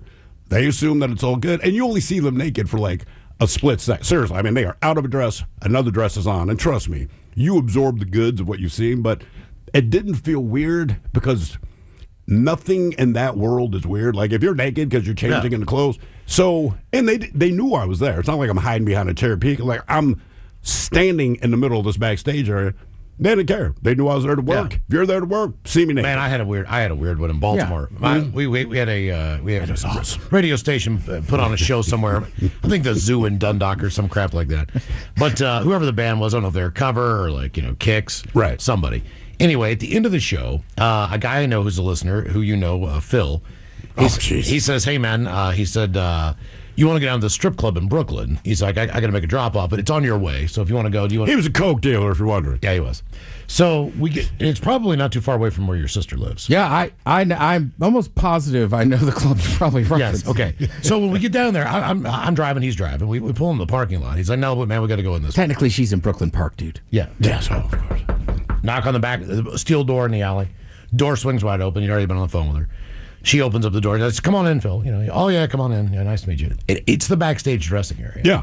And there's like 5 or 6 naked women in there. Yeah. And I'm 30 years old, but I was just like, oh my God. Like really? I'm in a strip club. Yeah. But I'm in the back door. Like if I was sitting out where the entertainment was going on, then I'd be looking all day. But for some reason, when I was in that back room, I felt like, man, this is creepy. Like, I don't want to be that guy. I was okay with it. The radio station, we hosted a couple, I don't remember what the club was, but same scenario, but because I'm hosting whatever the event is, you're backstage. So you go backstage, and there's like 15 of them changing, and most of the time they're just naked, but they start talking to you like, hey, what's the cue going to be for blah, they're blah, talking blah. to me too. But we had a guy named Hal, and Hal was the overall promotions director, but Hal was kind of like Mr. Rogers, very, very sweet guy, but very oakley-dokley. So he wasn't back there with me at first, and again, there's nothing weird going on. They're just naked, but we're doing business. So Hal knocks on the door and pops it open to tell me whatever it is he has to tell me. And Hal's mouth just pops open. His eyes get wide to the point where all of the girls stop doing whatever they're doing, and they're just looking at him. Because, I mean, this is maybe like the 40-year-old virgin, right? I mean, this is a married man. He got kids. It's not like... But you remember Hal, right? Yeah, of course. Oh, yeah. So picture him unexpectedly walking into a room. But you got to keep talking or do something. You can't just stare. He just stopped, but he's not all the way back there. It's just his head around the outside of the door, which, from my perspective, looked worse. So the girl, now they're putting their hands on their hips like, is this guy for real? So I'm like, Hal, these are the ladies. Ladies are, Hal, say what you've got to say. So I walked out, closed the door, said, Hal, do not walk back in there. You're embarrassing me. I'm like, you are a grown-ass man. I'm like, you do know we're at a strip club, right? He's like, no, I know. And I said, when they go out front, they're going to look like what you just saw. I'm like, you need to get it together, man. But then he had a reason to come visit me back there, like every 20 seconds. Oh, hey, you got to make a stager. One more thing. I'm like, right. What was your first experience seeing another naked human? 206-803-ROCK. God, he was so awkward. I mean, it's just brutal. It really I was. still love the other guy we used to work with, Bill. We took him there for his birthday, and I mean, they beat the crap out of him. Oh, they did one of those beatings. Yeah, with the belt and everything. Yeah. Just like, hit him harder. I know. Hello, John. Welcome to the men's room. Hello, John. John, are you there? John? John. No, John. No, John. Okay. What can you do? Oh, I was putting him back on hold. Maybe he'll be back. Maybe he'll hear it. Our question, what was your first experience seeing another naked human? 206-803-ROCK.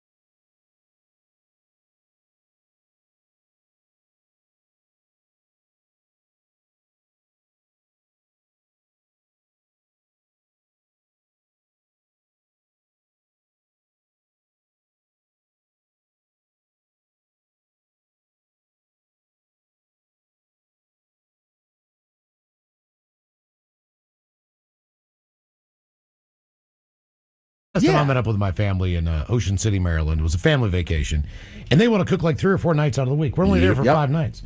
This is where I get all the food that I've missed that you can't get anywhere else. Sure. It's just local to that area, and it's good stuff. And look, I don't want to go out with 8 people either. You know what I mean? You guys go this place, you go this place, but I just don't want... I want to eat crab cakes. I don't want ground beef taco night. Like, not tonight. Oh, I had it. Not tonight. I just Did you have it? Yes. Yeah. Remember I told you we had to go to the grocery store. My wife had to get whatever. that's right. And I said, I will grab, just give me the list because I want to get out of here. So I grabbed the stuff and she's like, hey, that's not even the right brand of canned corn. And I'm like, come on, man. She goes, look, you know my family. It will be an issue. I'm just like, fine. So basically everything I grabbed, we had to put back and then just get the right brand name. I'm like, what is corn in a can, man? Well, they know. She's like, they will know. There was a fight in my family. And granted, I wasn't part of this. Right? I was already living out here, but they're all at the beach. Same thing. Everybody takes a turn making food. Yeah. So one guy it's fine, but he just put frozen meatballs in a crock pot with marinara sauce. So, All right, what's wrong with it? So a couple people said, hey, we're going to go out for dinner. Oh, hell. That's a big issue. Had to have a family meeting the next day. Are you serious? Because they skipped meatball sub night. Oh, well, it made meatball sub. That actually sounds pretty good. It does, but that's not what they wanted. I know, but that's better than ground beef taco night. Yes. That's all I'm saying. And look, you get They're no very argument. close. Okay. Like, right, if you said... So hey, he was insulted. He was insulted that no one ate He his was balls. insulted that a few people skipped frozen meatball night. Yeah, no, I get it, man. And I just keep my mouth shut. I know what the deal is. I said, hey, look, they're fine. But again, just where we stayed, again, I'm looking at my wife like literally a block and a half away is a bar that has very good crab cakes. I would rather go there. We can walk. Yeah. That's all. But so like I said, that became lunch. And even then, I'd have to quietly sneak out. You want to go check on the kids at the beach? I did not. I went around the corner, I got a beer, and I would get a crab cake. Then my wife got hip to it, like, I'm going to go with you. We will sit down, eat crab cake, crab pretzels. Yeah. It's just like, look, man, it's fine, but I'm just saying if I'm going to be in this particular location, that is very much what I want to eat because, like you said, it's just not available anywhere else. This is the one time I'm here. So when I was in Houston this weekend, right, it was a turn and burn flight, very tired, whatever. But, man, that barbecue is going to be so good. And even when I took off Friday night, my mouth was watering, so I'm thinking, man, I know my uncle's going to hook it up. He did not. Oh, yeah. Yeah. Whenever I'm someplace, I got to eat what I want to eat there. Except for when I was in Houston, the airport not too long ago, there was a Whataburger, but the Whataburger line was all the way around the corner. Oh, really? And I'm like, God damn it, I've got 15 minutes to get on this flight. I got one last time I was in Austin. They're building a new one in Houston. It was all the talk. Yeah. Not an airport. This was a standalone, and as we drove That's by what I'm it. saying. When you go certain places, you just want to eat the food that's there. One thing that makes me happy as far as my own kids go. It's the same thing in Massachusetts with goddamn Duncan. At Cape Cod. Hey, Ted, did you see they're building a new, used to be a bank. It's going to be the new Dunks. Yeah. Oh, really? Like, there's 5 Dunks in Hyannis already. Why is this a big exciting? deal? Who cares? It's like when they announce a new Chick-fil-A here. I'm like, yeah, whatever. Yeah. But now that it's here, now that it it's here, doesn't it's just matter. like, okay, well, it's closer to you now. Good. Yeah. Like when they open up a new Dick's, I'm like, Yeah, doesn't matter. exactly. I got mine on 45th. I'm good, yeah. Well, no, I just don't care. No, you're right, but trust me, he's right. Well, people in Texas with Whataburger and people in Massachusetts with Dunks, it is a religion. Yep. Yeah, it's weird, man. So when I was growing up, my parents had a rule. Basically, if they went on vacation, they flew places. They went to see stuff.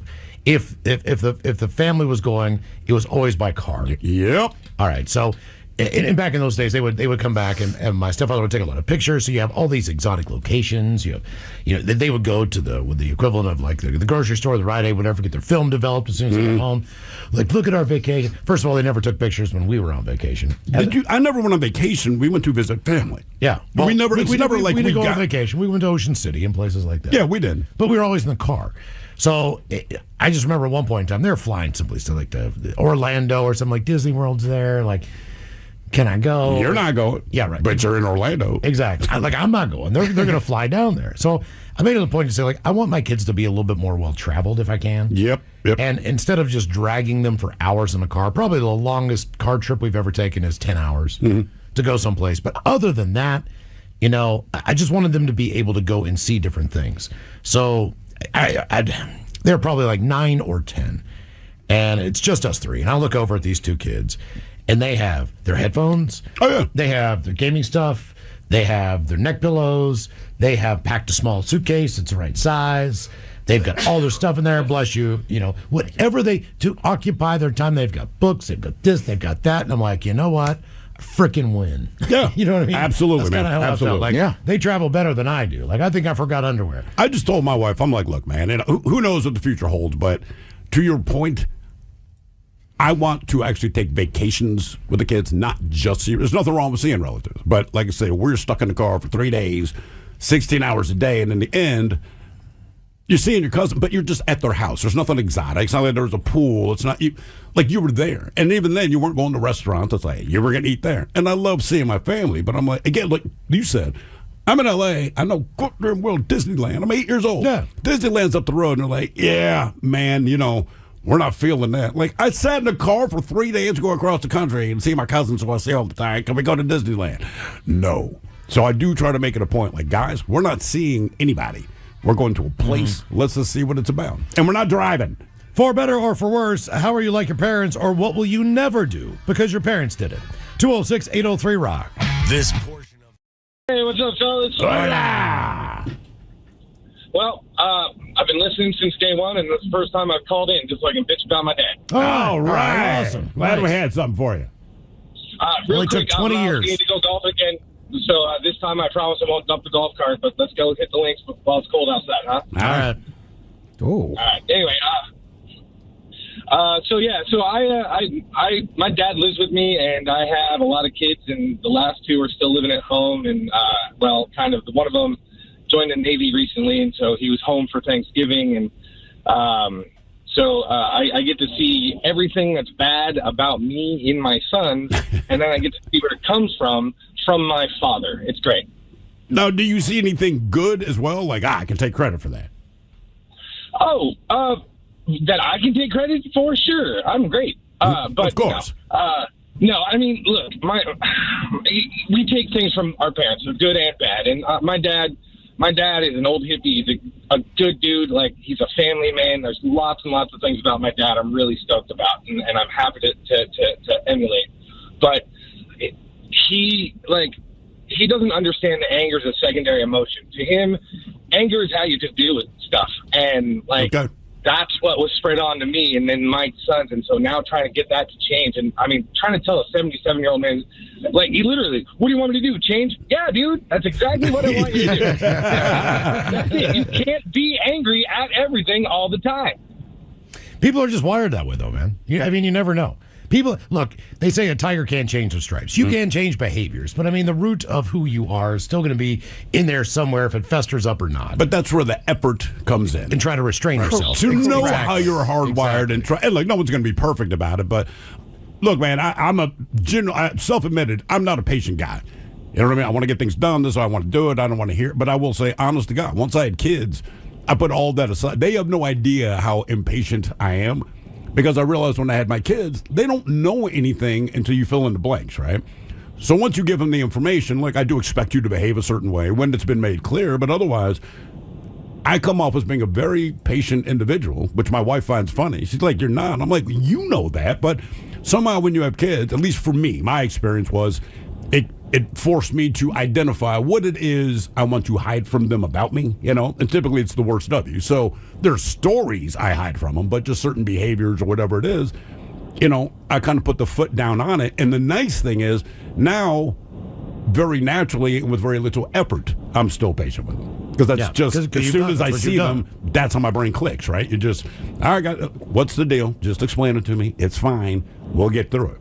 But if you had told me that was going to happen before I had kids, I'd have been like, you're out of your mind. That's at a certain point, like with this guy, he's 77. Right, but at a certain point, people choose to do that. Sure. Yeah. Right, and then the anger, excuse is, I'm 77. Or, right. The shenanigans No, it's not. You're choosing This not is to the Men's control Room your with emotions. Miles and Thrill. I said that, Steve. As far as pornography is concerned, the average age for first exposure is around 13 years old. With half of those exposed seeing it by that age, but it's becoming common much younger, with some kids seeing it as early as 9 or 10, often accidentally online through social media or search engines. Exposure, they say, is widespread, with many young people encountering violent or explicit content accidentally on a lot of mainstream platforms. I had that problem when I was on Twitter. What's that? You were getting I would naked get pictures? ads toward the end there where it was just like people that I wasn't following, but it was naked pictures. And instead would say, like, if you're in a public setting, if you're on an airplane, Right. if you're somewhere, it's like, You're getting dude. ads with naked photos? Yeah, I did not follow any porn stars on Twitter. I never got naked. I did not. I know. I don't masturbate to my phone either. I know I'm a little bit weird. I just don't. I'm just saying. I like, masturbate to the pictures on my phone. I had people know. that would Here's my retweet tablet. porn that would show up. But if you're getting targeted ads, you must have been looking at something. No, that's true. People that I did follow would read. We know some of those listeners who call into the program. Yeah, Correct. one in particular. And I had to unfollow him. Yeah, exactly. I don't think he knew that the public could read his comments.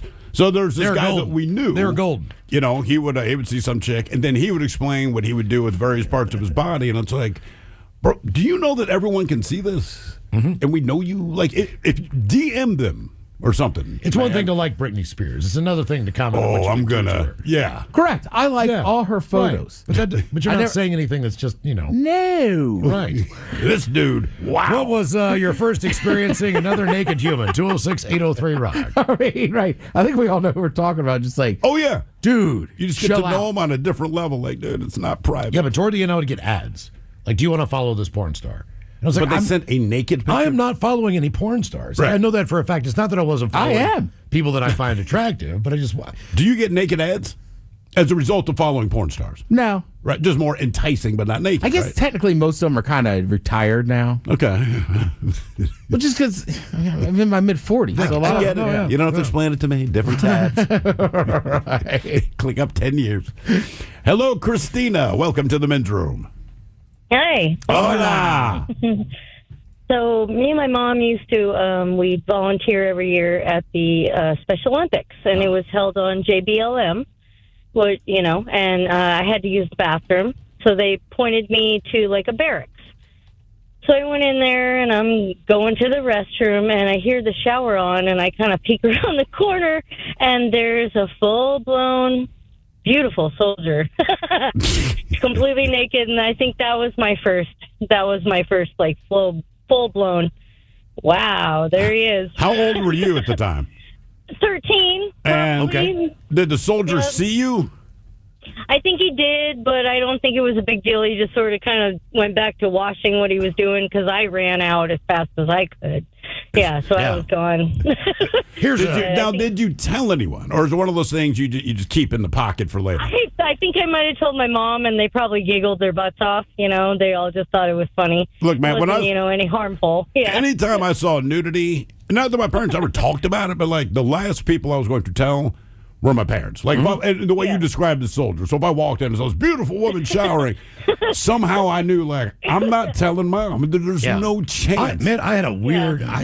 No, it was a glistening white butt. His whole body was Oh, all wow. Yeah, it was glorious. But Okay. I think it was more funny than, I was like, holy shit. I mean, Once again, bedroom callers, here are the 7 words you can't say on the radio. I got one more question for her. Sucker, mother, and please keep those Listening. words in mind when calling. Listening, Now white back to the butt. She program. remembers exactly. I mean, she is writing a romance novel. All right, Listening. Christina, Wow, let me ask you sorry. this. No, we get it. Did you see the whole thing? Did you see everything? I did. Okay. All right, Yep, now, saw it all. how old are you now? Because you said this happened when you were 13. You were describing this like this happened 20 minutes ago. I'm 42. Oh, so Yeah. it stuck with you. All right. Yeah. Did you no, date- It was did- still beautiful. did you date and him- I still love Army guys. If I was gonna see say, a guy did you- in uniform? Holy smokes! Wait a minute. Did you ever marry a guy in the army just off this? No, but we'll call it dated. A lot of them. Do you think this We'll call it dated. Call it dated. is this what sparked that? Do you think seeing his glistening white butt in the shower is what sparked your interest in men in uniform? Probably, yeah. I Wow. was like, all right, they're hung and ready for action. Oh, damn. Hung and ready for action. He had quite an impact on you. That might help recruiting. good. I don't know. All right. His glistening white ass. I had a bizarre experience in Africa in the shower. All right, so this is a weird one. This is a weird one. So It's a bad setup, I admit. I know. So we're in this little small hotel. It's like a little hostel hotel in Cape Town, right? Yeah. And it's the night before we're leaving. It's the morning that we're leaving. The thing with the hotel is they gave us a late checkout at, I don't know, maybe 11 or 12. All right. But our flight wasn't out until 6 o'clock that evening. So it's one of those things where, you have throw your bags, you do throw your something to luggage do. down there, whatever the deal is. But what they had was they had a men's and women's bathroom. And then they had another bathroom that was just a toilet and a shower. Okay. So that if you wanted to, and we went out, we did activities, we were hiking around and doing stuff like that. So when I got back, I'm like, before I get on this 16-hour flight, I'm going to take a shower. Now, again, men's bathroom, women's bathroom with a shower. But it basically just said shower on the door. Yeah. You could go in there and take a shower. I am in the shower taking a shower. I have the curtain pulled. Someone walks into the restroom. They use the bathroom. All right. I'm just like in there. They wash their hands. They walk out. I have no idea who it was. I don't know if it was a dude. I don't know if it was a woman. I just have the curtain closed. I'm like, oh my God, someone's in here. Is there no lock on the door? Just no. I mean, it's a bathroom. It's like but the thing is, it's just the way it was set up. It was just one toilet and a shower. Yeah. I'm in the shower. It's a stand-up shower. The curtain's going all the way up and down. So they can't see me or anything like that. I'm just like, I cannot believe someone came in here and used the bathroom while somebody was taking a shower. That doesn't seem that odd, though. It was weird for me. I'm the one naked in the shower. But that lead with my up clothes on the floor. My clothes were on the floor. Is it number 1 or number 2? I don't know. I don't know if it was a man. I don't know if it was a woman. Keep in mind, the water's running. I can't hear them peeing. Right. I just hear the flush. I hear them wash their hands. I hear them walk out. I don't know if it was an employee. I don't know who the hell it was. It's just like that. That's bizarre.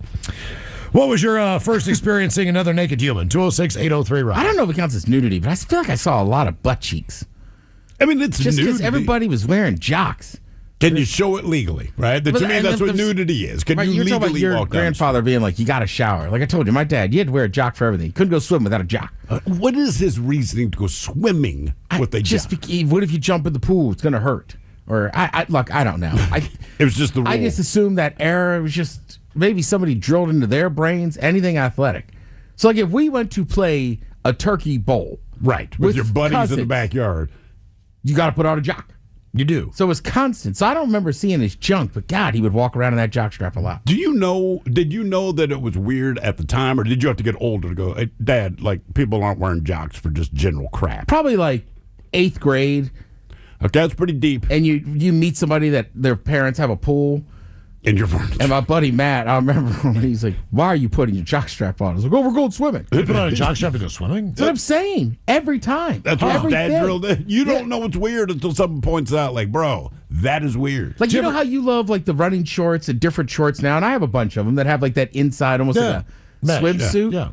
Yeah. Like, but there wasn't as many of those. So you just had to wear it. You had to wear a jock all the time. I spent half my childhood wearing a jock. Did you ever ask your dad about it? That was just his. That was his thing. Okay, all right. What's up, Vortex? I know. What if? Okay. Like, dude, just wear the jock. It's easier. What was your first experience seeing another naked human? 206-803-ROCK. So that's basically what it was. As a kid, you just learn. Like, I'm not going to have this conversation every time with him. I'll just put on the jock strap. Just put on the jock and he will shut up. Correct. Right. Yeah, I get it. It's weird, though. Yeah. Hello, Robbie. Yeah. Welcome to the men's room. Hola. Hola. So I was 20 years old, going to film school in L.A.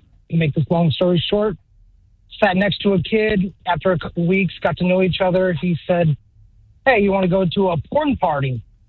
And Thrill, I think you can answer this question for me. What would you say? Yeah. Yeah. Yeah. Yeah. I mean, of course, sure. Yeah, why not? So ended up doing that, partied all night, ended up meeting a producer, kicking it off. He said, man, I want to, see how you do. You got a call time at 6 a.m. And I'm like, sweet, I guess. And this is just working, not being the star. Right. And, I ended up working about 4.5 years for 3 different companies with the same producer in the adult film industry at 20 years old, 21, 22, 23. I can't think of a better age to be involved. Does that make you more interested in the industry side, or since you've seen behind the curtain, does it kind of make you right? Like, it definitely hinders that department for sure. Okay, I mean just how because you see how the sausage is made, so to speak. So I mean. How long is the average shoot for a movie, right? Obviously, you're not going overseas and spending 9 months on location, but like to film one movie on average, about how long did that actually take? Yep. So there's different companies. So the first one was Vivid Entertainment. Yep. Nice. And so they do more of the bigger feature. You're going to call it feature. Sure. Yeah. So those take about 5 days to maybe a week. And then Digital Playground, they do more of the Gonzo films. Mm-hmm. So those are 2 days shoots. You don't need to explain this to Ted. We're tracking with you, brother. Right, those are the two big ones. I'm like, man. Ted's sort of You smiling. say the company, we kind of know. Yeah. But with that, but when you go through all of this, obviously there's the director. Is the director also his own editor, or is there a separate editor? And then if there is a separate out of editor, it. how do they determine what they actually want to see in the film? Obviously, you get rid of all the screw-ups and all that, but like anything, you edit a movie, you have your rough cut, they look at it and they go, look, maybe it runs a little too long, or we don't need this. I mean, what are the determining factors if you're the editor? Is it just mostly the good stuff, or is it I'm going to edit out the dialogue? Mainly the good stuff. Dialogue is dialogue. Obviously, they're not actors. Right. So mainly that. And then, man, sometimes I can tell you a story. Again, I'll make it short. There's this one time where this performer, guy, he could not do the pop shot, which is the climax. Yeah. It took almost 6 hours. Jesus. Is that like blue pill stuff? Man, I know I'm not going to get in trouble for this. I'm going to give a little secret. They actually inject is what they do. Oh, really? Oh, Yeah. all right. Yeah. Well, because I know some of that stuff. Like, I mean, anything that helps out sometimes takes longer to make other stuff work. Sure. Right. Right. So do you get... Obviously, he wants to complete his mission, so to speak, but is it like, if I'm filming a regular Hollywood movie and I keep flubbing the line, people are getting mad at me. So this guy can't reach his conclusion. Oh, yeah. Is it the same kind of thing? Like, Jeff, come on, man. Oh, yeah. The director, Axel Braun, actually, he's pretty famous in that. He was asking us if we wanted to not get shown, Be a stunt but double. just to be a stunt devil. Exactly. Well, okay. We were that close to it. How long does it go before they ask for a volunteer? So is it like, after an hour and a half, you're like, Jeff, you're up, man. Come on, just do it for me. Yeah. Normally, I'm kind of, this is just a really different time. Normally, the guys, they're good at what they do, honestly. And same with the girls, It was just that kind of situation. But most of it was, Is there any one performer that is still etched in your mind that you remember just based on the fact that you thought, okay, that would be a lot of fun? Oh, yeah. My favorite one is Riley Steele. Riley Steele. Yep. Yep. I used to pick her up, and we'd go to Starbucks, and she'd always call me, "You're just the cutest thing ever." I'm telling you, it was awesome. Who was number Yeah, 'cause two? she did a lot of. She would come up here to do like shows and stuff and do a lot of radio interviews. And then again, I don't know if that was Vivid or Digital Playground, but they would just send us all those DVDs. And did they get recognized a lot outside of the set? So like you said, you went to Starbucks. Was there ever a barista or another customer who quietly is like, I know No. No, actually, no, not at all. Not that I... Okay. You know All what right, hang on. I got a question. So I don't want to say the name of it because I don't know if I can, but it was a spoof on, say, people meeting up with Sarah Palin. So there was like these two guys that I know who you're talking about. Yep. Right. It was Lisa. I know that it was one. Lisa Ann. But there's one scene with these two guys that just have the worst Russian accent. Like, was it hard not to laugh when they were trying to like act? Yes.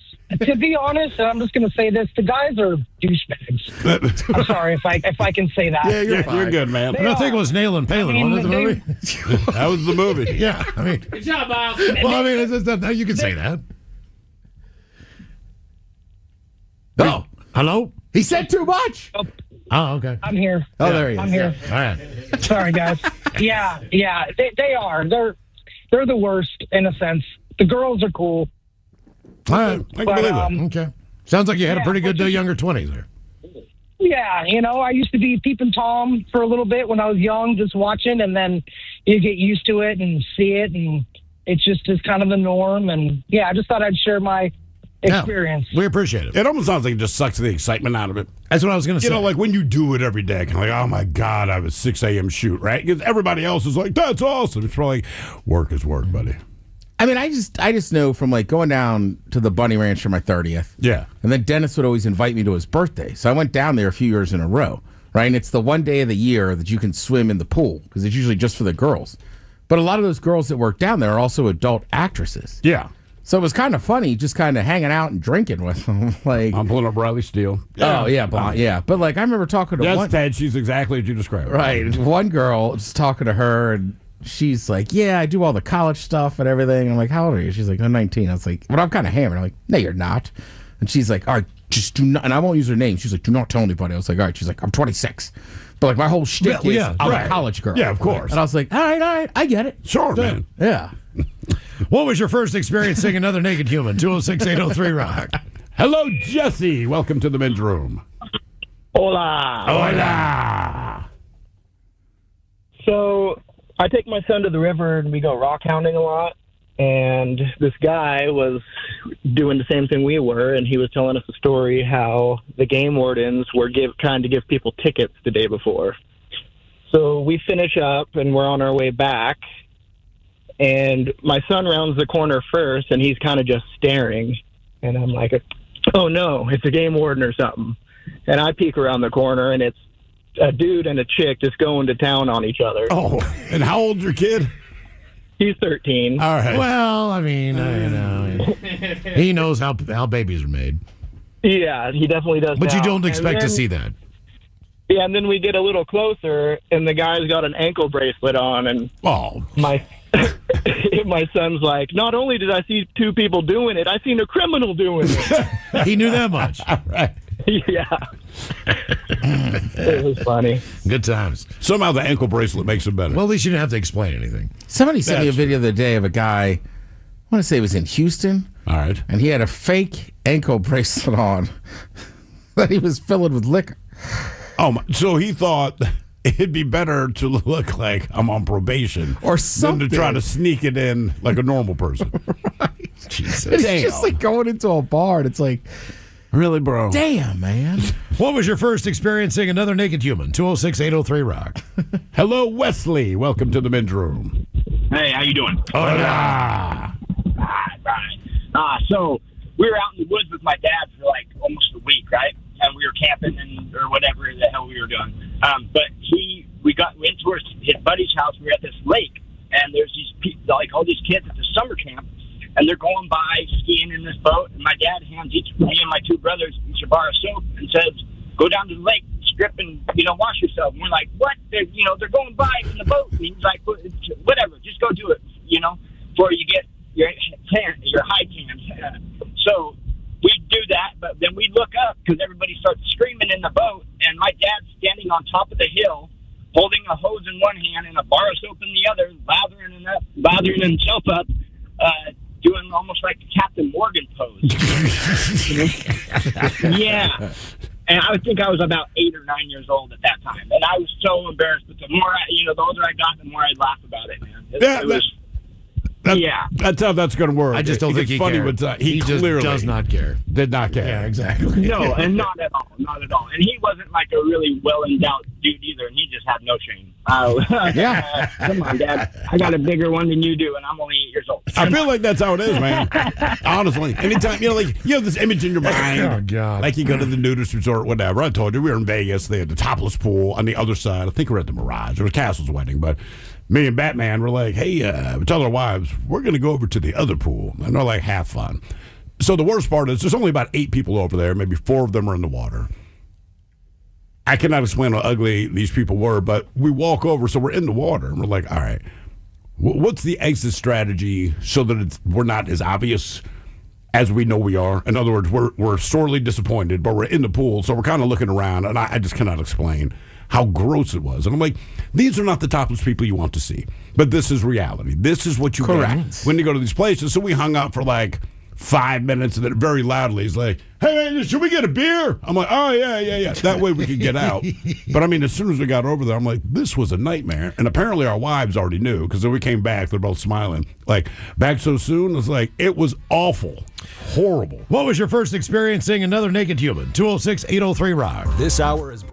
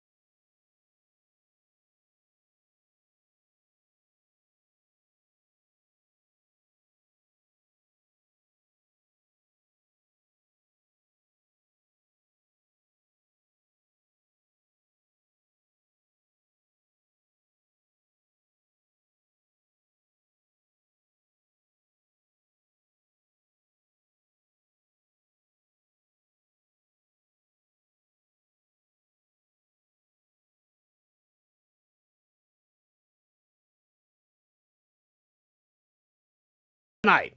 For safety reasons, vampires are now only targeting universal donors. But first, disturbing news from the municipal airport earlier today. Plane crash? Thankfully, no. Nothing so tragic. No, authorities and multiple witnesses say that a naked man stormed a plane just before takeoff. Yeah, that sounds crazy, man. I'm inclined to agree.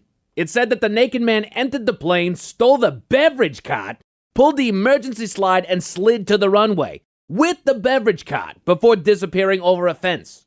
That is crazy, man. Do they have any idea who may have done such a thing? No one has identified the perpetrator, no, but they do have a surveillance photo of the suspect. Here it is on your screen. Felix, is that you? Who's that?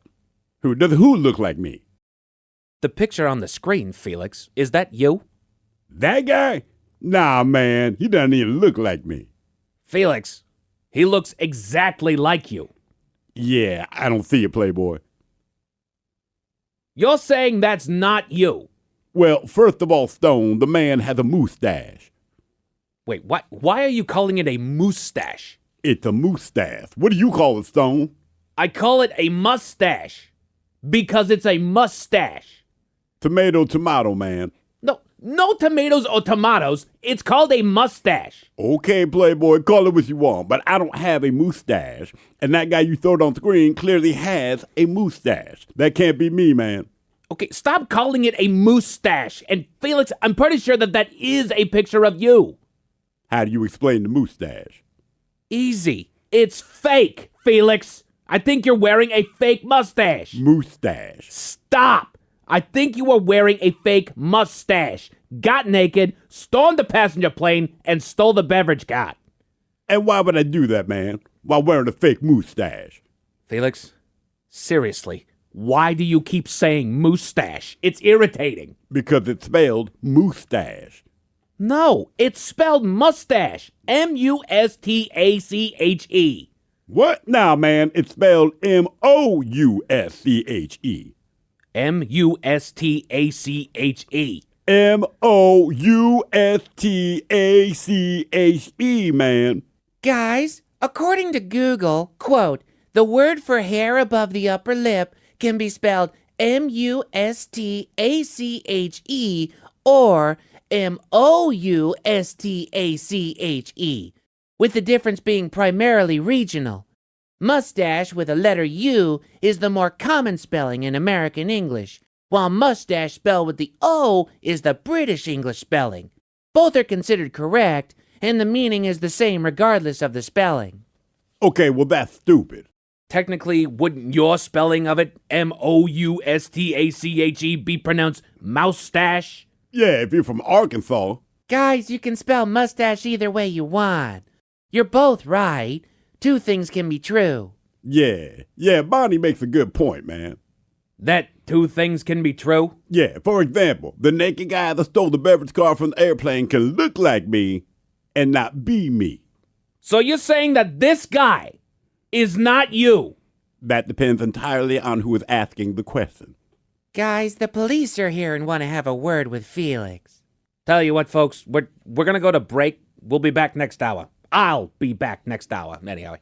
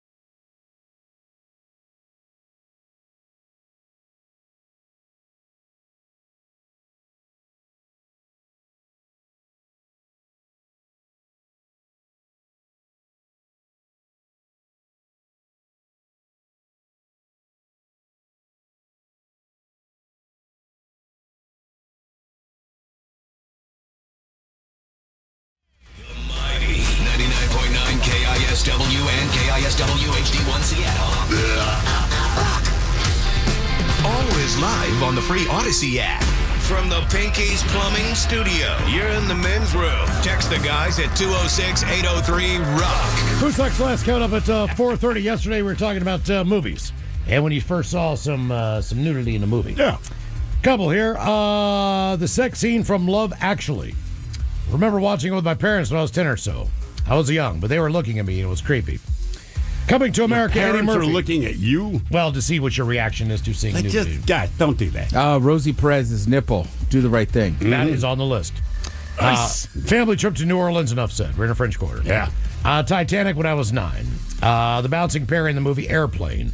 Porky's, another one. I forgot to put the VHS place back in its place. That's how my dad caught me.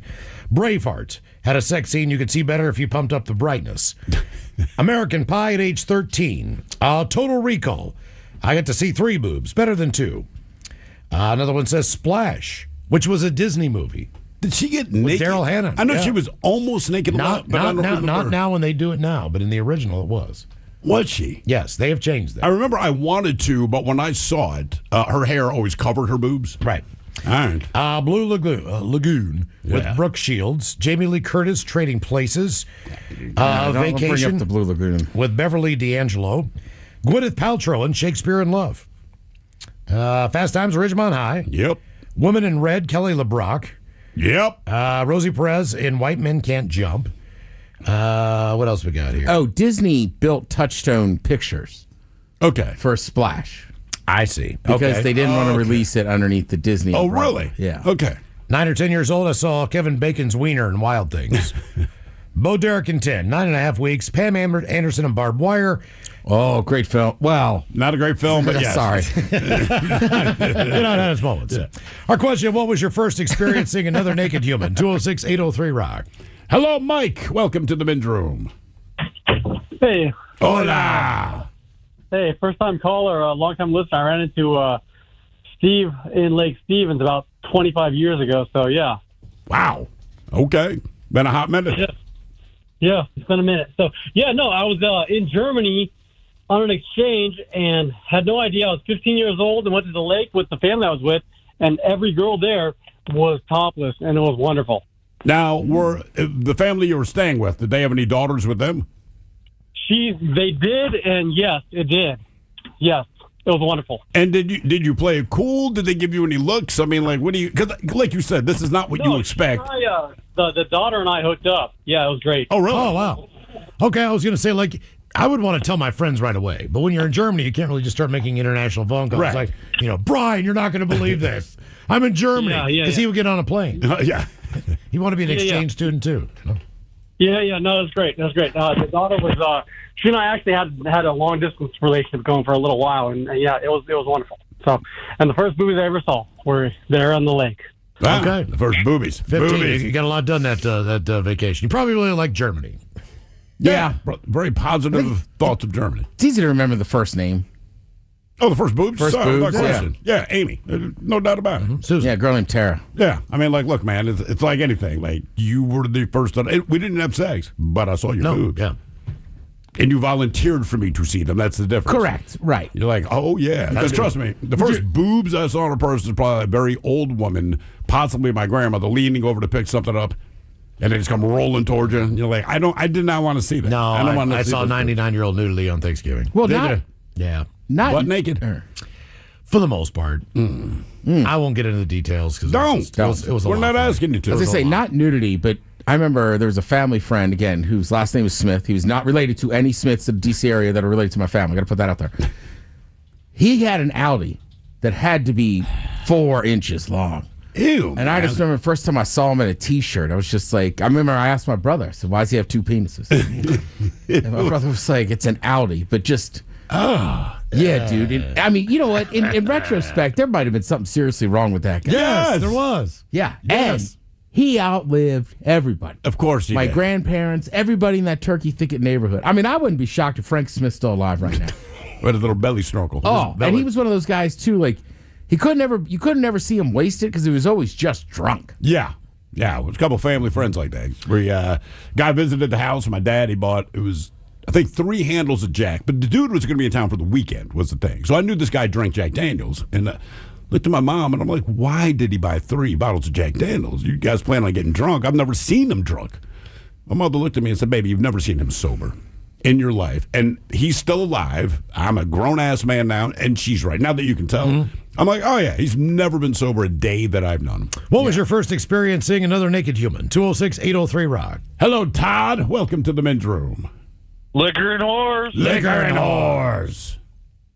So, just a short backstory. Me and my sister were only a year and a month apart. When I was 16, she had a best friend who was also 16. I was in love with her, wanted to date her, wanted to marry her, all of the above. So I come from a very conservative family. She wasn't allowed to wear anything provocative or sexy or anything like that. So they used to go and they used to buy thongs together and sneak them without my parents knowing. Well, they just got back from the mall one day, and we lived in a really old house, and they want to try on everything they bought.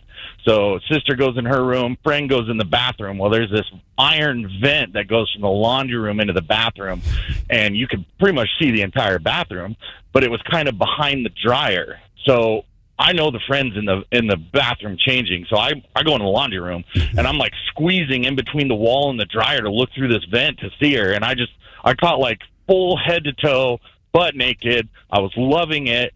30 seconds later, I hear, "You're a creep," from behind me. Oh! And I just completely beat myself up trying to get out of between the dryer and the wall. My sister's standing right there, and she's like, "What are you doing?" I don't know, fixing the dryer or something like that. Sure you are. So, from that point on, I was even more in love with her. And every time she'd come over, man, she used to tease me. She's like, "I'm going to go in the bathroom. You going to go watch me through the vent?" Yes. If I can.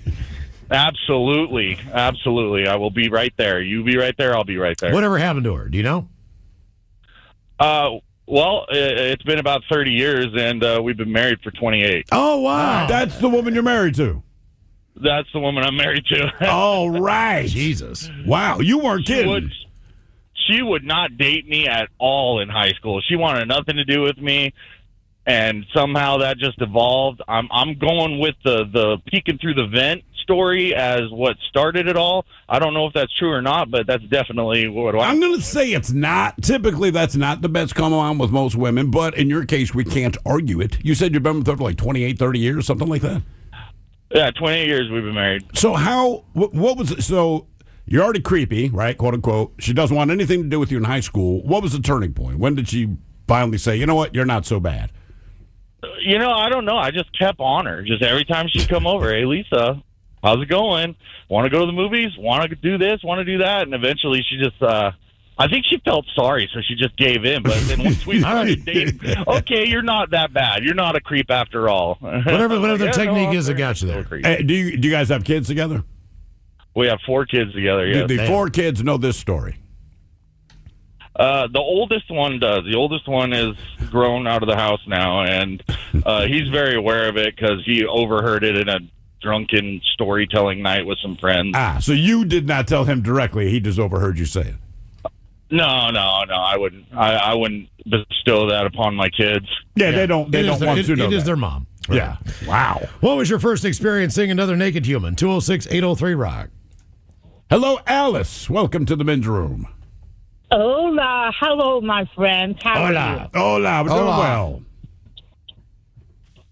Okay, so would you like to hear my story now? Absolutely. No. Hold on. Give me 1 second. I got to get ready.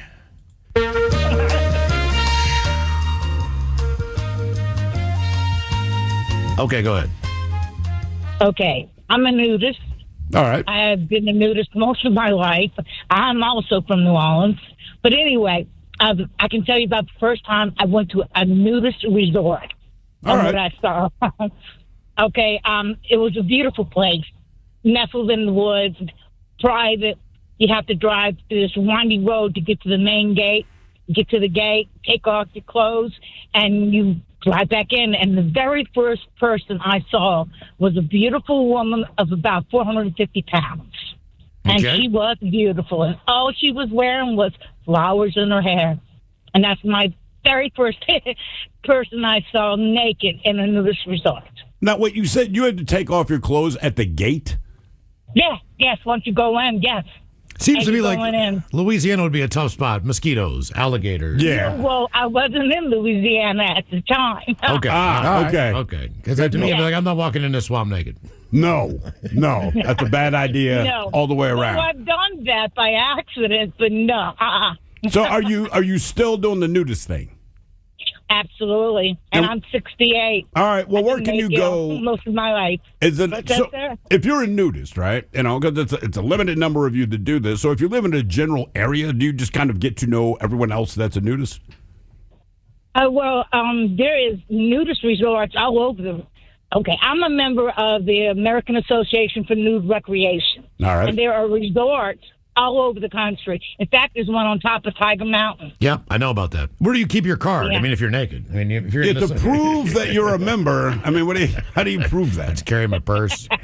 You really don't have to prove anything. I just happen to be a member to cut back on some of the costs to get into the different places that I like to go. Do you know that group circle spot up on top there? Because someone who was coming down the mountain when I was climbing up it one day said, "Hey man, just so you know," and by the time I got up there, it had been dismissed.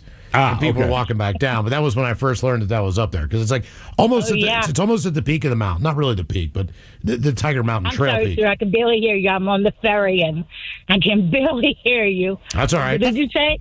It's just saying it's at the top of the mountain, which I would say, like, do you feel like doing all that hiking just to take off your clothes? Like, why can't you do it at They a have lower AA location? meetings up there. They have all kinds of stuff in there. Really? Yeah. Oh yeah, yes indeed. I've been. Yeah, the resort that I'm talking about is above Spokane, and it's beautiful. And so when you get out, there's an outside swimming pool. It's an Olympic-sized swimming pool. It's wood heated. There are showers everywhere for to get into the shower. All outside. It's a family resort.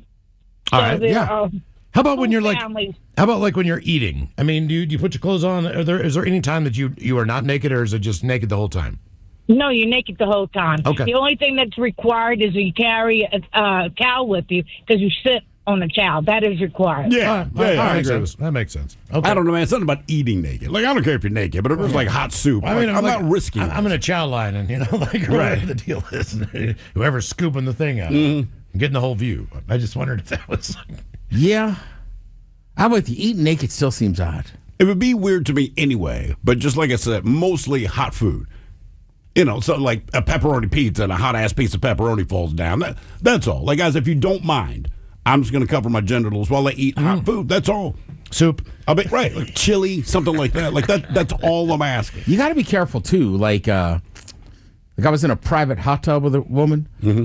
Now we had been dating for months, right? We know what each other looks like, but I might have smoked some marijuana. All right. And we're in the hot tub for a while, and you get hot, so you got to sit up on the edge. And she's just dying laughing, and I'm like, "What?" And she's like, "Oh, those things are hanging low." Oh, there's a hot tub.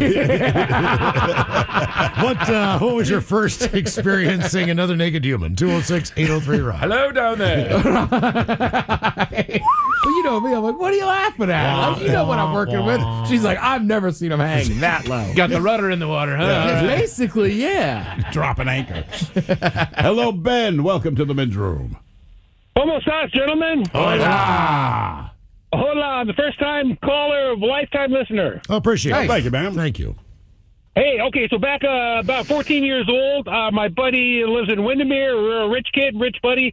He's 16, just got his license. He said, "Hey, do you want to see a beautiful naked girl?" I said, "Of course I do. I'm 14. He said, "All right, so let's go." We jump in this truck. He said, "It's 10 minutes after 4, you're going to be seeing the prettiest naked girl you've ever seen in your life." We back down between his house and his neighbor's house down a boat ramp at about 5 after 4, and he says, "Don't say a word." Like clockwork, the clock hits 4:10, a car pulls in. I'm like, "You got to be kidding me." So he goes, "Just shut up, don't say a word." So we can see in the neighbor's window.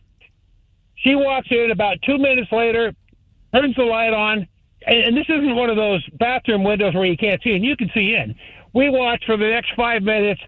The most beautiful blonde, soap up, take a full shower. I'm reliving it as I'm telling you. I mean, it was the most wonderful thing I'd ever seen in my life. For what we're getting out of people today, apparently seeing someone naked in the shower might be the best way to see him.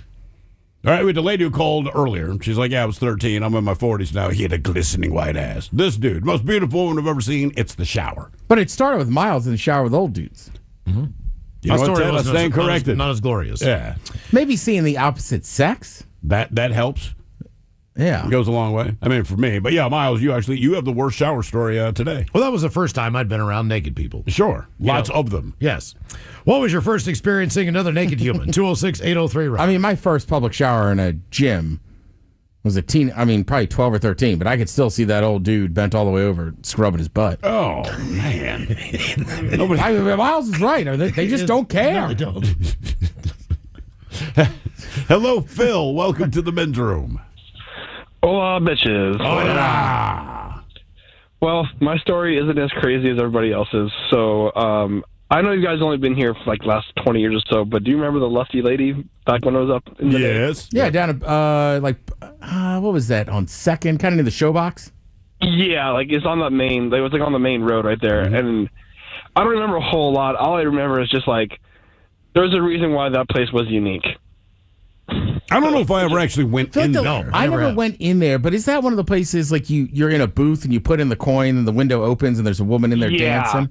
Yeah, and yeah, they had some attractive women, but there were also some other women there who, like, sorry to say this, but like they wouldn't be able to go anywhere else. Like that place, catered to a certain type of clientele. Okay. Well, yeah, because you couldn't have you don't go to a strip club, so you're going there. Right. Yeah. I mean, it's different, right? The only other place I've seen that is like on the block in Baltimore. Yeah. Yeah, and it's like one of the things, you're 18, 19, 20, you just turned of that age. You want to check it out. That's what my buddy and I did. For sure. Yeah. So, I mean, look, you can't drink legally. Right. I mean, I would give it a go to. And like I said, but the first strip club I went to was a place called The Block in Baltimore, and it's hit and miss. But as Ted was saying, depending on your finances, when you're young, you have fewer. Gentlemen, you can walk in here. We're like, cool. And you get what you pay for. We were like, this is not awesome. It's like going to a zoo if all the animals had mange. It's like, no, it's the same animals. They're just maybe not in the state that you wanted to see them. I'll tell you what, though, man. In the early 90s, late 80s, my one of my roommates, one of my teammates, he's from Morristown, Cherry Hill, New Jersey, which is just east of Philadelphia. Yeah. So I go home with him for a weekend. And the strip clubs are BYOB. And the strip club we went in did not card us. We did have a place where you could go and get beer where Pete knew a buddy. So we could walk in there with like two 12-packs of Milwaukee's Best Light or whatever it was. And I'm telling you right now, and I've been to some strip clubs that are a little bit more high-end or whatever, the women in New Jersey at strip clubs, it was like being in the Playboy Mansion. I can believe it. I know that sounds crazy. It was a big hair era. Sure. And all that crap. But I mean, like, I could not believe just how beautiful all those women were. But New Jersey's not going to play also, ugly, I'm coming man. from West Right. Virginia. Anything's a step up. Sure. But this was one where I was just like, I cannot believe you could come here anytime you wanted to. Bring your own beer in. So you're free to pretty well tip. Yeah. Because you're not paying, $5-6 for a drink or whatever the deal is. And also you make friends with the other guys. Like they'd have a bottle of Jack Daniels. Hey, man, give us 4 beers. We'll give you 3 or 4 shots. Done. By the time you're out of there, like you made like 10, 15 new friends. Everybody's just trading booze. And every woman that came out, you were just like, oh, my God. If you know anything about New Jersey, like, look, they're not going to play ugly. They're not. No. Right? I mean, and you can make fun of like Jersey Shore and all that, but it's kind of like, but that's how they roll, man. So if you're going to spend money to go to a strip club, like it's going to be some good looking They people. would doll up to go out. I mean, they would really do it up to go out. But they looked like they really did it up to strip, and they were naked. Right. You know what I mean? They looked dolled up, but they weren't. They were naked. It was just like, oh, my God. I mean, when you wake up in the morning, her face going to be on the pillow. Absolutely. Yeah. The makeup. Oh, I see what you did there. Yeah, you're like, oh. All right. Okay. Weird episode of Trolls. That too. Who Sucks Less coming up at 4:30, and we got your emails on the way next to the men's room at KISW.com.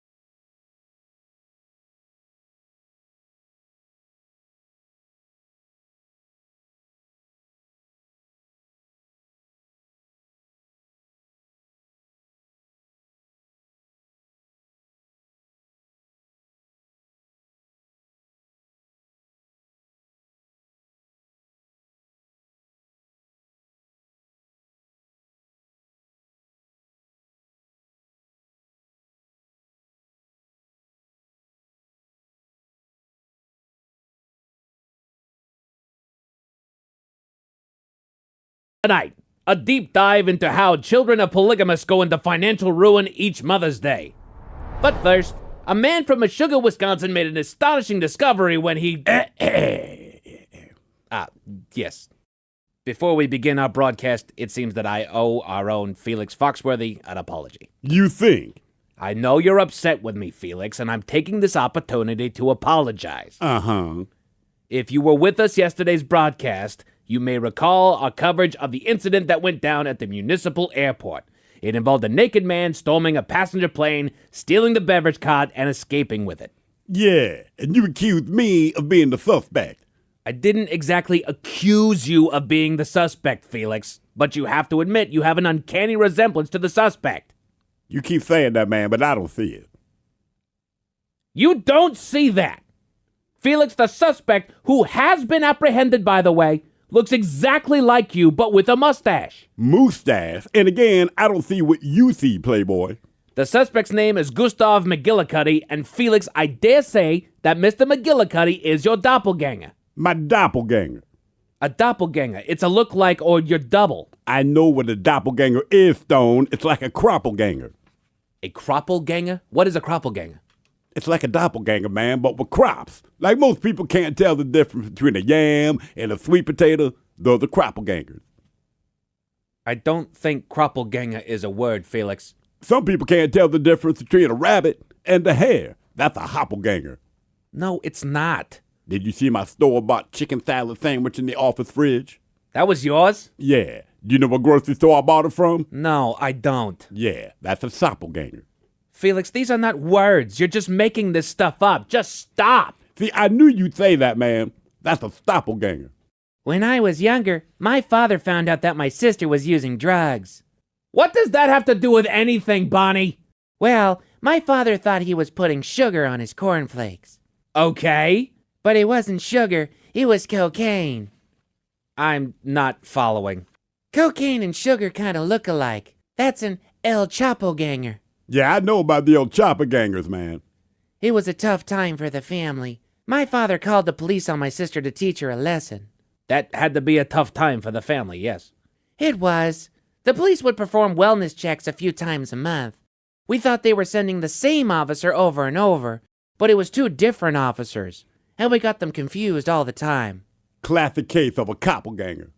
Okay, I regret saying anything. Let's just drop it. Yeah, that's a droppelganger. We will be back next hour.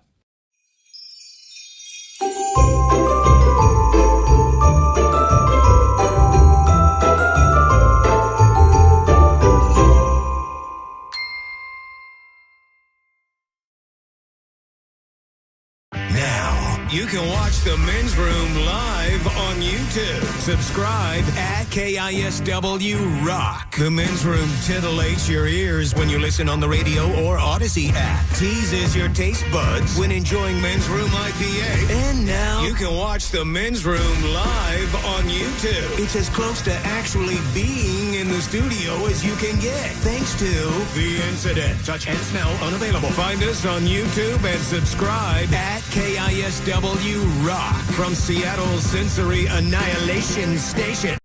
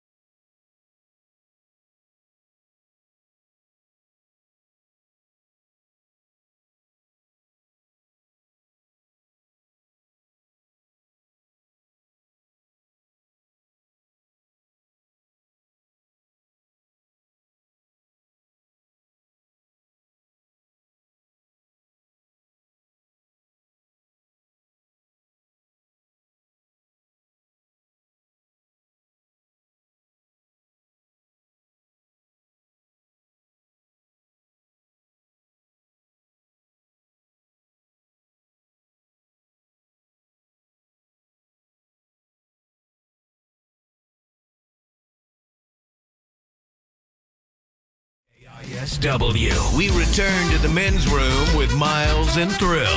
Who Sucks Last is coming up at 4:30, but first time for a few emails to the men's room at KISW.com. Because of the polo shirt and the rat tail, Ted. Exactly what I thought of. Coming from our question, what was your first experience seeing another naked human? Guys, I had to spend the night with my grandparents, and I probably woke up before she thought I would, but I saw my grandma in the buff straight out of the shower. No towel in sight. Probably like 7. Guys, my time to first see nudity when I was about 8 or 9 years old. I had to go to work with my mom on a no-school day. She was a stripper in SeaTac. Oh, God. I had to stay in the dressing room and saw plenty of naked ladies. Great times. I'm guessing they don't have a bring your kid to work day there. That's wild. Yeah. Hey, you got to come to work with me. But, you understand how that can happen. Yeah, I get it. I feel like it'd be better, at least at the A crop, you could eat some food. That's true. That is true. Yeah. They don't serve food at strip clubs here? I don't know. They serve booze now, which we got to go. I always said I didn't go to the ones up here. They didn't serve beer, and it was awkward. Now they serve beer. I don't have an excuse not to. Yeah, good point. I'll go with you. I'll be your wingman. Yeah. Guys, I've been a licensed massage therapist since 1998 when I was 18 years old, and a licensed esthetician since I was 20. So for over 20 plus years, I've been seeing naked bodies, and I mean all the naked body parts. But massage and skincare waxing are two totally different services. One of my favorites was an older man that decided he wanted to try to test me and essentially gaslight me into being afraid of him. I sent him into the massage room to get on the table with clear instructions. He wasn't new to massage therapy, but was a new client to me. When I knocked on the door to make sure he was ready, he said yes. When I walked in, he was standing there with his hands on his hips like a very proud man. Asked him what the F he was doing. He said he wanted me to know what I was working with. Jesus. I told him that unless his service was for me to rip the hair off his bees, I didn't need to see him. That would be a completely different service. Also told him that if he needed to be a predator like this, I would let his wife, who was also a client of my spa, know. He wasn't a client for long because he said I was too strong of a personality for him. I wasn't sad to see him go.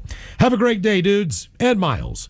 That from Rose in Tacoma. That's my worry. Well, there's legality is the big reason. But, like, you ever think about going to one of those, like, kind of massage parlors? I just feel like I'd walk in and they'd be like, not that kind, dude. Are you going in there looking for that? Yeah. I don't know what to tell you because technically it's illegal, so I don't know how they advertise. Correct. I guess maybe they offer you something toward the end. Like, would you like me to continue? Hey, look, if it's got a red and blue sign that says massage and it's blinking, just go to one of those probably. Miles, look, you're probably 90% right. If it says foot massage, probably not. I just feel like I'd pick the wrong one on the wrong day. And they'd just be like, it's not that kind of place. We're calling the cops. Then they're on the way. Yeah. And then the cop shows up and he's like, come on, Ted. That would be awesome. Right? That would be great. Well, I'm thinking of a specific one in a certain area, and I know a cop that patrols there. Okay. Oh, damn. Now time for a few birthdays brought to you by Men's Room Roasted Red Salsa from San Juan Salsa Company. Dip responsibly. You probably know the one I'm talking about. It's right by one of my friend's houses. It's clearly that's what I it is. can guess the friend based on where I know he lives. I keep threatening to do it, but But if a cop patrols, don't do it. If you said, look, there's no one around, I'd be like, all right, man, swing for the fences. But if a cop patrols it, they're waiting for your dumb ass to go in. Well, he's just in that area. That's his beat. I see. No pun intended. That's right. Guys, my son Colin turns 20 today. Sure, every parent says they're proud of their kid, but this guy is truly crushing it. He's just one quarter away from finishing his bachelor's degree at UW Tacoma. Go Dogs.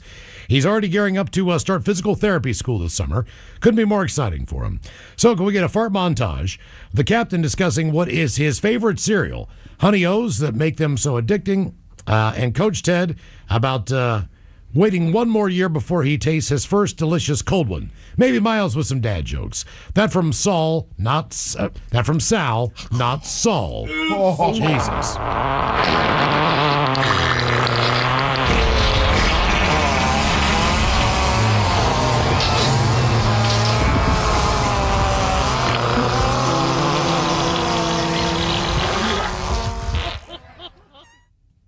And a cat. Ooh, well, ahoy there. All these people think I like Honey O's, I'm blaming it on the text to voice. I keep saying runny O's. That's what the captain likes. There it is. That's from the front. Oh. Grungeberry. Now the captain likes it. Oh, you got one more year before you first have that first legal beer, and everybody knows nobody has a beer when they're 20. All right, you got to wait that last year. Second of all, keep dominating in pickleball. All right, we all know that neighbor that lives next door to you. Don't let him beat you. Third of all, keep coming over to the house for Low Country boils and delicious oysters. Okay. I know him. I'll give you a real dirty one here, but I have to tell you the punchline later. Oh, okay. What do you do when you come across a tiger in the jungle? What do you do when you come across a tiger in the jungle? Now on to the other jokes. Guys, Darth Vader always wears a mask, so how does he eat?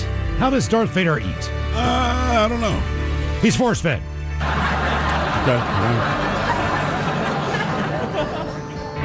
Rick Astley agreed to give you all his Pixar DVDs. Oh, yeah? I thought he was never going to give them up. He's never going to give them up to him. Yeah. And the punchline, apologize.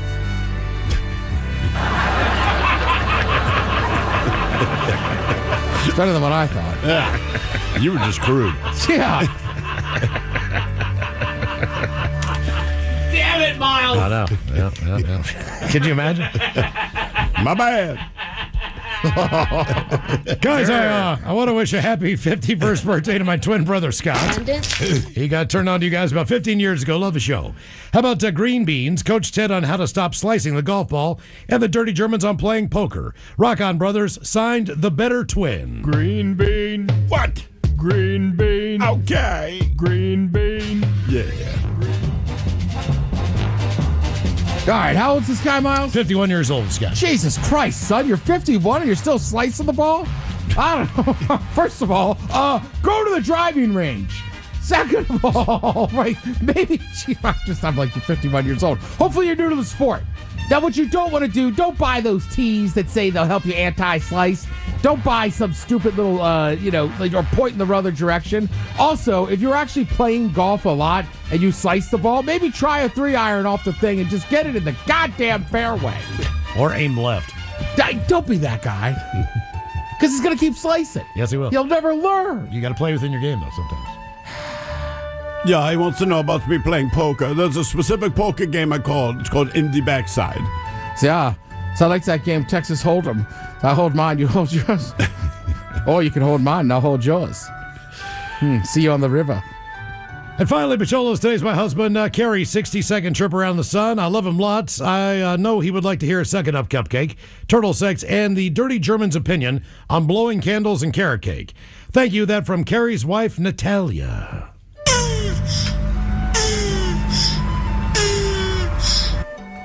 Yeah, listen, I'm not above it, but I don't know candles or carrot cake. Yeah, seems like a weird name for that band.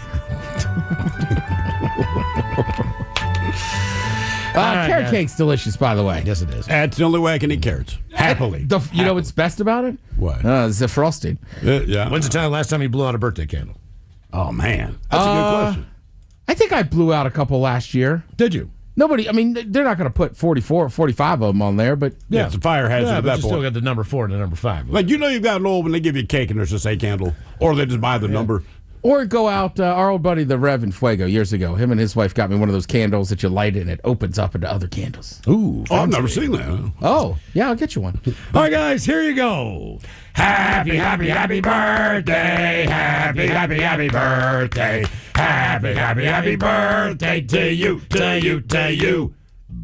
Ya's a Dirty Germans, brought to you by Men's Room Original Sausage. Available through Uli's World Famous Sausage, mensroomlive.com, and other fine retailers. Schweinefly. Now, the Men's Room wants to know, who sucks less? time for Who Sucks Less. Steven Thrill, you bring us 3 stories from the news each and every week. They always suck. It's up to us to determine, though, out of the 3 stories, which one sucks the least. Now, if you happen to like the Men's Room on Facebook or follow us on X and Instagram at Men's Room Live, the debate is already underway on Who Sucks Less. Yes, indeed. And like I said, no particular theme this week other than the fact, well, these people suck. Now, I do not know if you're familiar with Ardvreck Castle. All you need to know, it's a castle, it's a historical site, it's in England, right? You can do the math. It probably looks exactly the way you picture it. Well, a community organization there, they accused tourists of ripping down a wall that's part of the castle. They said the historic structure was ruined so that tourists could clear a path that would allow them to see the castle itself and get a good photo without getting their feet soggy from the wet sand. So the local group called Historic Something Ascent, they said that the incident was truly unbelievable, but it happened. Their statement said, quote, some special individuals decided when the water was over the beach area, rather than get their little tootsies wet, they would rip down a 500-year-old wall to make a path for themselves. Truly unbelievable, but it happened. Now, the group said the wall has been repaired slightly and are taking donations. It says, quote, if you're planning a holiday and want to clamor over an ancient monument for that Instagram pic, please don't. This is our history, and every time someone clamors all over it, a little more of it crumbles away. Now, individually, it might be small amounts, but collectively, it's our history that is disappearing. So again, there's a historic castle, and what kills me is they took down the wall so that they could get a picture of said castle. Just climb over the freaking thing. I mean, like, my God, man. Now we have a grieving family. They received an $8,000 bill for rent at their father's senior living home after his death, leaving them shocked by the unexpected charge. Now, some senior living facilities, they may require 30 days notice to end a lease, even in the case of death, which can cost families thousands of dollars. But, quote, says Bradford Kelly, says, how am I supposed to know 30 days in advance that my father was going to die? It's nuts. So he reached out after he received an email from the Atria Senior Living Facility in Massachusetts, where his father was living when he passed away. Now, the email notified Kelly that his family owed just over $8,000 for October rent. The email came 3 weeks after his father died in September. Quote, I'm like, why would I owe for October? He wasn't there one day in October. Why would he owe for October? Now, the facility's business director explained in an email to Kelly that the lease stipulates that the facility requires 30 days written notice to vacate, and in this case, the date of the passing initiates the 30 days automatically. Okay? So he did not die September 1st. Therefore, they say you owe for October. Well, wouldn't you guess, Kelly family reached out to the local NBC affiliate there for help after they said they received the collection notices, and after they reached out nearly a year after the father's death, the family and Atria agreed to waive the balance of $8,036.77. Now, the company did not respond to requests for comment about their decision or their policy, but the family says, look, it's great that they decided to waive it, but it's been over a year of collection calls and letters, and to me, that's almost harassing to pay this amount. It was an awful thing to have to go through, and I hope this helps other people out there so they don't have to go through a similar thing. As a result, this year, 2 legislative bills have been filed in Massachusetts that aims to limit the number of days a facility can charge after a resident's death to 10 days. So the guy died. Okay. He didn't die September 1st, but it stipulates you have to have 30 days notice. There's only 30 days in September. So even if you died on the 2nd, their policy was that you would still owe for the next month. But like anything, they reached out to the local press. The local press ran a story, and they're like, oh, our bad. Sorry. And now you might remember this story. Our very own Mike Hawk brought this one to us. A Baltimore County fire employee is being investigated for inappropriate behavior at work. This comes after the employee made videos of himself masturbating in public areas at multiple firehouses in the county. Councilman David Marks said the firefighters and paramedics told him about the situation a few days ago. Quote, they obviously are very concerned about their own public health and safety. I've been on the council for 15 years. This is probably the most disturbing series of allegations I've ever heard. Now, fire department employees are encouraged to get tested at the Employee Health Center. They initiated hazmat cleaning for all of the fire stations and all the fire department offices and the public safety building. This includes high-touch surfaces, door handles, push plates, light switches, etc. Oh, my Keep them God. out. So he did this on all those things. This is based on the video that he recorded himself. Oh, Jesus. Bathrooms in all fixtures, water fountains, kitchens, including sinks, appliances, both inside and out, the bunk rooms, specifically the beds and furniture, lockers, both inside and out, floors, they say deep cleaning and sanitizing using germicidal products, several vehicles, including things that I have no idea what they are going to undergo professional cleaning and sanitation. They're also working to replace all station ice machines in response to the allegation. Jesus. Yeah, so Councilman Ice Julia Jones, machines? ice machines. He said in over 30 years of experience in the Anne Arundel County Fire Department, hearing of this is a disturbing first. Quote, I rose from the bottom to the top in Anne Arundel County, and I've never heard of anything like this, and I've dealt with more personnel issues and problems than you can imagine, and nothing as bizarre and grotesque This guy's as from this. Glen Burnie, I know it. That would make sense. Or So those are your stories. We have the tourists that went to the 500-year-old castle and just took down part of the wall so they could get a better picture of the castle they were there to see. We have the family that was billed $8,000 in rent for the month of October of last year, in spite of the fact that their father had died in September, but they're trying to hold him on the hook. Is that specific because it's a elderly center?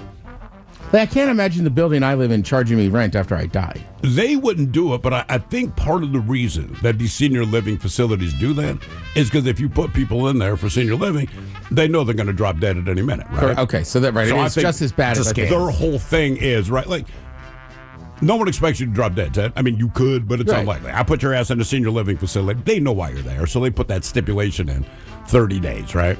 And again, so if you don't die on the first or second of any given month, you owe for the next month, even though they've already rented out the room. All right, Ted, what do you think? I mean, look, it's easy to say the firefighter sucks the most. Yeah. Because he is contaminating all that stuff.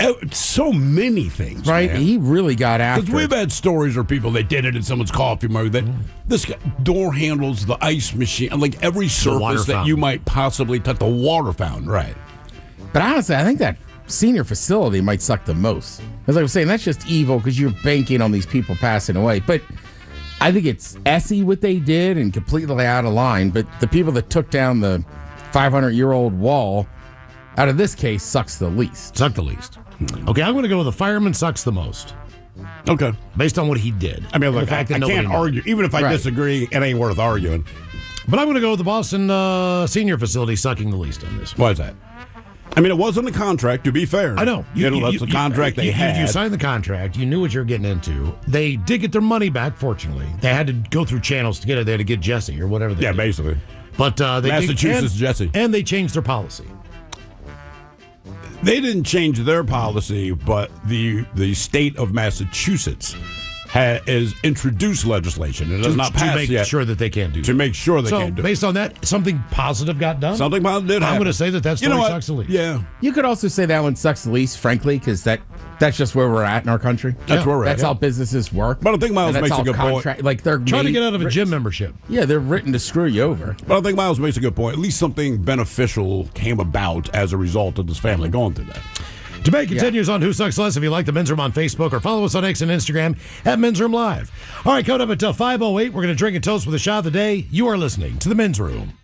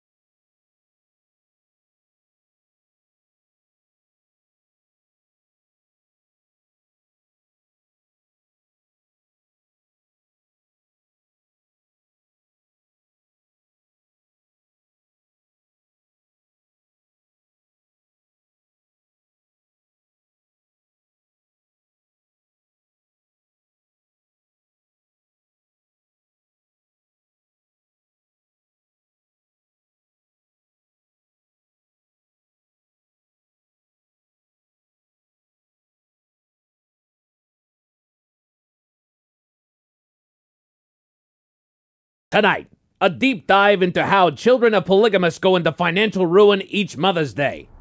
But first, a man from Meshuggah, Wisconsin made an astonishing discovery when he... yes. Before we begin our broadcast, it seems that I owe our own Felix Foxworthy an apology. You think? I know you're upset with me, Felix, and I'm taking this opportunity to apologize. Uh-huh. If you were with us yesterday's broadcast, you may recall our coverage of the incident that went down at the municipal airport. It involved a naked man storming a passenger plane, stealing the beverage cart, and escaping with it. Yeah, and you accused me of being the suspect. I didn't exactly accuse you of being the suspect, Felix, but you have to admit you have an uncanny resemblance to the suspect. You keep saying that, man, but I don't see it. You don't see that. Felix, the suspect, who has been apprehended, by the way, looks exactly like you, but with a mustache. Mustache? And again, I don't see what you see, Playboy. The suspect's name is Gustav McGillicuddy, and Felix, I dare say that Mr. McGillicuddy is your doppelganger. My doppelganger. A doppelganger. It's a look-like or your double. I know what a doppelganger is, Stone. It's like a croppelganger. A croppelganger? What is a croppelganger? It's like a doppelganger, man, but with crops. Like most people can't tell the difference between a yam and a sweet potato. Those are croppelgangers. I don't think croppelganger is a word, Felix. Some people can't tell the difference between a rabbit and a hare. That's a hoppelganger. No, it's not. Did you see my store-bought chicken salad sandwich in the office fridge? That was yours? Yeah. Do you know what grocery store I bought it from? No, I don't. Yeah, that's a soppelganger. Felix, these are not words. You're just making this stuff up. Just stop. See, I knew you'd say that, man. That's a stoppelganger. When I was younger, my father found out that my sister was using drugs. What does that have to do with anything, Bonnie? Well, my father thought he was putting sugar on his cornflakes. Okay. But it wasn't sugar, it was cocaine. I'm not following. Cocaine and sugar kind of look alike. That's an El Chapo ganger. Yeah, I know about the old chopper gangers, man. It was a tough time for the family. My father called the police on my sister to teach her a lesson. That had to be a tough time for the family, yes. It was. The police would perform wellness checks a few times a month. We thought they were sending the same officer over and over, but it was two different officers, and we got them confused all the time. Classic case of a coppelganger. Okay, I regret saying anything. Let's just drop it. Yeah, that's a droppelganger. We will be back next hour.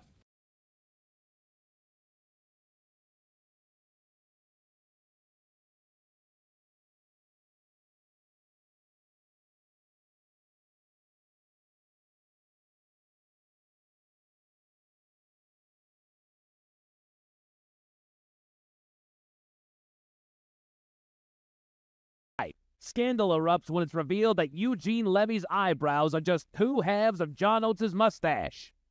But first, a man in Meshuggah, Wisconsin got the surprise of a lifetime when he discovered that both You look great. What?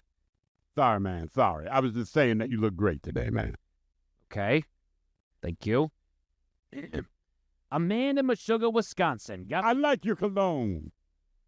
Again, thank you, Felix. Yeah, sorry, Playboy. You have a beautiful wife. Okay, what's with you yelling compliments? You are a consummate professional. Oh, you mean that? Yes, that. Why are you screaming compliments? Yeah, I was hoping you wouldn't notice, man. You screaming compliments. Yes, I noticed, Felix. Because you keep screaming compliments. Yeah, look, man, it's a side effect from my medication, Playboy. Your medication? What medication are you taking? You're the best in the biz. Felix! Sorry, man, sorry. I'm taking medication for that thing. That thing? What thing? Remember, man, I told you last week about that thing? No, not the what thing. What? Wait a minute. Oh, that thing? Yeah, man, that thing. Did that thing get worse? It started to spread, man. Then I woke up with a thing on my thing. Do you think the thing on your thing is related to that thing? Your wife makes the best brownies. Yeah, the doctor said the thing on my thing is the most likely result of that thing. And so they prescribed you medication that makes you shout compliments. They gave me medication for the thing on my thing. But the side effect is polite Tourette's. Polite Tourette's. You are very well organized. Yeah, man, polite Tourette's. So, you uncontrollably blurt out nice things about people. Is that what's happening? Yeah, man, that's what polite Tourette's makes you do. Your nose hairs are distracting. That didn't sound very polite. Oh, that wasn't the medication talking, Playboy. That was just an observation. How long do you have to take this medication? Until the thing on my thing goes away. Are we talking days, weeks? You have well moisturized skin. Again, thank you, Felix. But this medication you're on, how long will this side effect of polite Tourette's be a part of your... You have great taste in shoes. Felix! Yeah, sorry, Playboy. I'm hoping the polite Tourette's goes away in a few days, man. The polite Tourette's and all the other side effects. The other side effects? How many side effects are there?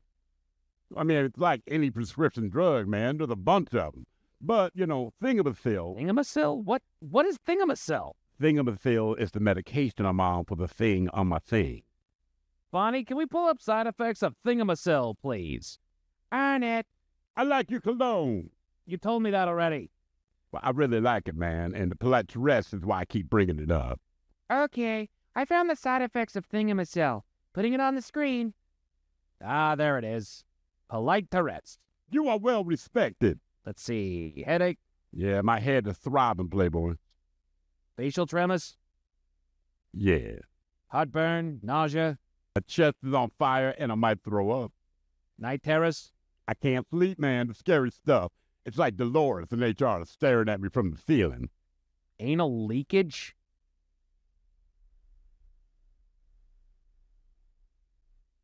No comment.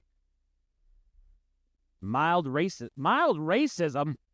Yeah, like Roseanne Barr and Ambien, man. You pop one of these pills, and the next thing you know, you notice how people are always complaining that is the reason they can't, instead of just like the rest of us. My God, Felix, that was horrible. I can't believe you just said that. That was the medication talking, man. I would never say that about people. Okay, I'm getting uncomfortable. Maybe we should just go to break before you say something that's going to get us both fired. Yeah, sorry, Playboy. The anal leakage is pretty bad too, man. On that note, we'll be back next hour where I'll tell you about the man from Washougal, Wisconsin who... You are a true hero. Okay. We're back next hour. And to all the people. Felix!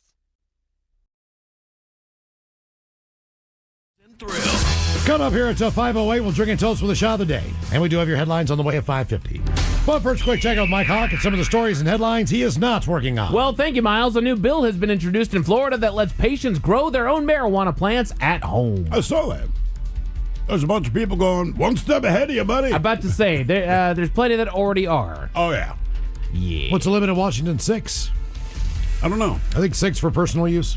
Didn't they just bust an illegal grow operation instead? And I'm like, God. But that was... Didn't you kind of open the floodgates when you legalized the purchase of it? Well, I mean, my thing is, because Miles brought it up before. We had the cops in last week. Yeah. They're like, you can grow your crap and all that, but who's your clientele when they can just go to the store, have a controlled amount of whatever it is they're looking for, right? And just buy it. I mean, I bought it when it was illegal, but now that it's legal, I don't buy illegal weed. I go to the store. There's always going to be illegal growers, but the idea there's going to be moonshiners. Right. But the idea is just to get that tax revenue. you know? Right. There's still moonshiners, but at the end of the day, you can, and you can West still Virginia, homebrew. Kentucky, you can go buy stuff. Right. Yeah. Some people are just going to do it for old time's sake. Or they enjoy doing it. You can homebrew. But their operation was so big. Like, a lot of people just like growing their weed. I get it. People grow their own vegetables, blah, blah, blah. Cool. But their operation was so big. I'm like, all right, you guys are making money on it. If I want to make whiskey at home, it's fine. I just can't sell it. Right. That's it. Right. You making whiskey at home? Well, you can. And have kits for it. I mean, you can make gin at home. You can make all that stuff at home. I've tried somebody's homemade whiskey on 3 separate occasions. I will continue to purchase it. Man, it was it's like, wow, man. Well, you need the right barrel, you know? Yeah. There's a new study that suggests that bottled water may not be as safe as many people assume. I mean, what, microplastics? Microplastics. They did tests on water sold in refillable jugs, and they found high levels of bacterial contamination. Of course. Look, I just assume anything we consume, there's some risk to it. Right. It's going to kill us in one way or another. And if we're at water now, I'm like, okay, we're done. Right. Yeah, talk about Exactly. air pollution, so I can't breathe the air. I can't drink the water. Like, all right, then whatever else we do in between, which is pretty much everything, don't worry about it. Exactly. Yeah. It's all making you unhealthy, but keep healthcare expensive. That's right. Yeah, Exactly. Okay. Right. That's the cycle, man. That's the cycle right there. Yeah, man. Fantastic. Due to the influx of questions, Texas parks and wildlife officials issued a statement that no, you can't use drones to bait fish before you go fishing. How big are these drones? What, are they chumming the water with drones? I or? think so. That's basically what they're doing is they're getting them all set up and getting them, ready to eat, and then they just kind of gently float in there, and then they start casting. I got you. All right. Well, it gives them a better overhead view of where they might be able to see fish, too. Yeah, that's true. Yeah, that's a fact. Yeah, I mean, I guess if you're using it to scout, I don't mind. But I think any real fisherman or hunter worth their salt, like that's kind of that's part of the process. Well, I got to think though these are Baiting again, them. people that want to make money on it. right. I'm just saying it's not. I don't know. It's against the code. Well, I mean, You know what I mean? well- Like you can go pheasant hunting, but you don't shoot them when they're just sitting on the ground. Right. You got to kick them up. Well, it's like chumming. I mean, it just depends on what you're doing. Scientists have found a potential molecular fountain of youth in cocoa compound. All right. Keep eating that dark chocolate. So basically, people with the bitter compound that is found in chocolate with more of that particular compound in their blood showed younger-looking DNA markers in a study of over 1,600 people. So keep eating chocolate. Dark chocolate. Isn't Dark that really chocolate. what it's always been for a long Don't time? drink It's like- water. Eat dark chocolate. right, by the bucketful. Eat as much as you can. Yeah, obviously there's a limit to it, but you're right. They've been saying it for years. I just think you just got to get, I don't know, mid-30s before you're like, oh, I like dark chocolate now. Right. Yeah, that's true. Yeah, your palate's got to adjust to it. Yeah, when you're a kid, you get that Hershey pack. That special dark is the worst. Oh, that's the Oh, one yeah. you gave to your parents. Yeah. Hey, There you Dad, you go. want this one? He's like, absolutely. Right. And then Now you I get it. Then you took a sip of your dad's beer and you went, that's disgusting. And then as you got older, you're like, this ain't half bad. Well, I told my dad, first time I had a sip of beer, I don't know, like 6, 7 years old, he had Budweiser. Can I have a sip? He's like, sure. I took a sip, and I told him, oh my God, I'll never drink beer in my life. And I just remember he looked at me and laughed. That was the entire exchange. Exactly. Now we have our own beer. 3 of them. Just saying. 3 of them. I had 3 of those special darks last night. Oh, did you? Yeah, because I have a bag. Well, like, well, I can't eat crackles during the week. Ooh, special darks. Here we go. These are healthy. Yeah, I'm being good to myself. exactly. I'm going to sleep good tonight. You're welcome, me. Good looking out, me. Put your thinking caps on, Jets. Time for the Merriam-Webster word of the day. Sorry, Tim, I forgot. It is a verb that is brought to you by the letter G. I'm way behind on this today, by the way, so my apologies. It is a verb brought to you by the letter G. I'm going to give you guys about a 60% chance of getting this one right. To do this is to use dishonest tricks to illegally take money or property. A G word that is a verb that means to use dishonest tricks to illegally take money or property. Usually, more commonly, this word is used to describe someone with the letters ER at the end of it. Okay. Use dishonest tricks to illegally take money or property. Grifter, Miles, you nailed it. Well done, sir. You don't hear that word much anymore. Oh, the grift. Nice, the grifter. Yeah, grifter. The email scammer shamelessly grifted thousands of dollars from unwitting victims. Okay. Good work. Yeah. I feel like you gotta wait. You gotta like see an interview with an old time gangster, and he's like, "So this was the grift." This is the grift. Yeah. Someone did a deep dive to answer the question: can you wear the same pair of socks more than once? Hey, you can. You can. I don't think you should. No, you should not. You absolutely should not. But Yeah, physically, you're you can. Correct. It is easy to put the same pair of socks on. However, foot fungus is a thing. Athlete's Yeah. foot is a thing. Nasty ass feet are a thing. Yeah, I wholeheartedly agree. Right. That was the thing that they broke down there. It's like you were sweating throughout your feet the entire day. You guys remember those there was like an infomercial deal that they sold where they like these foot pads that they had sticky substance. It was like a pad basically for your feet that you stuck on there. In place of socks? No, at night when you went to bed, you'd stick these things on the sole of your feet, and then when you woke up in the morning, they were all black and nasty, and that's all the toxins that they're pulling out of your body in the middle of the night. It's like, Ew, man. your body I does do that. remember that. Your body does that naturally. That's why you should wash the bottom of your feet. Good to It's also know. one of the things with a float, too, they say. That pulls all that crap out, too. Oh, really? Yeah. Oh, salt water, right? Yeah. Yeah. Sure. We leach toxins out of ourselves. It's why we have sweat glands. I would rather wear my underwear again than my socks. Ted, you Agree. Barnes, didn't he go a whole year wearing a new pair of socks every day one year? My buddy Cobb did it. Oh, Cobb. He's going to wear a new pair of brand new pair of socks. Yeah, so he'd wash them and then donate them. Okay. Okay. I dig that. It's tougher to do than you think, though. I can believe that's a lot of socks, brother. I told you, I'm like, what's his neighborhood? Like, when I go home, I'll change socks and change outfits. Oh. Okay. Like, I know you always say you like your jeans. My jeans are plenty comfortable. You just want to get out of them. I want to put on shorts or a pair of sweats, and I want to wear a pair of shoes still inside, so I got to change my socks. I'm with you. Okay. You still wear the shoes inside? Yeah. You get home. Okay. I like wearing shoes. It's actually gotten to the point for me that if I'm going to be at somebody's house for an extended period of time, I will bring a change of comfy clothes. You know, if we're having dinner or whatnot, we'll go over to the in-laws. Yeah. And if we're having dinner, I'll come looking nice. Usually I have a nicer shirt on, but I'll go in there and I'll look nice. But then as soon as dinner's over and the old people leave, I'll run into the room real quick, switch up, and now I've got my comfy shorts on. I've got a sweatshirt That's on. fair. If you know it's gonna be that kind of night. We've both done it at Yes, our we buddy's house. It's like, hey man, it's like 6 or 7. Are we going to a bar? And he's like, nah, I think we'll just watch the game here. Mike and I are both like running to his bedroom. We're like, all right, I'll put on sweats then. That's right. Now I'll just stay here and watch the fight. Like, all right, give me like 2 minutes real quick. It's getting cozy in here. Ted, what day is it, my friend?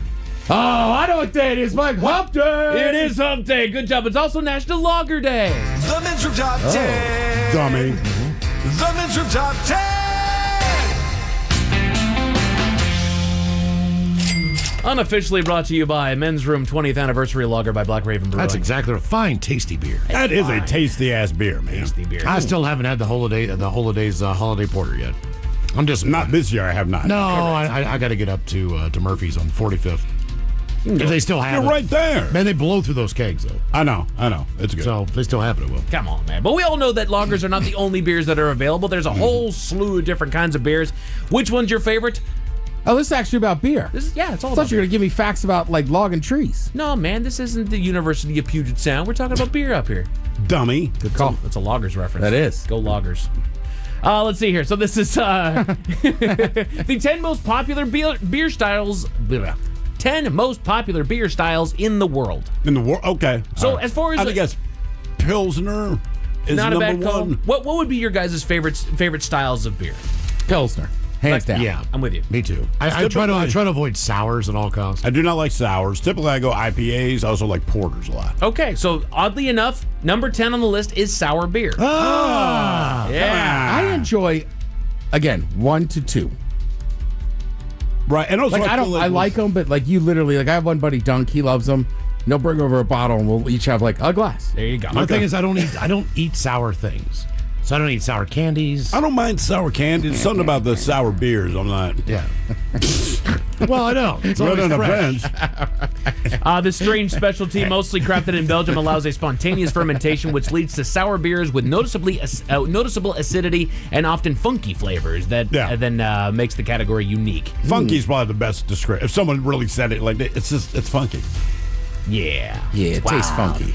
The American Brown Ale comes in at number 9. That's a good. You don't find those anymore with Newcastle. Newcastle's the only one I can think of. But that's not American. English, but that's the style. But that's the brown He ale. said American. Also called Amber Ale, this category, and also made internationally, corresponds to all brown or amber beers with a maltier flavor and a medium body, weightier than pale lagers or blonde ales. Georgetown does one every year for charity that they've got out for about a week. I do like a good amber. It's fantastic. Their examples are Deschutes Cinder Cone Red, Full Sail Amber, Kona Lava Man Red Ale, North Coast Rudrick's Red Seal Ale. So brown ale and amber are the same thing. Yeah. Did not know that.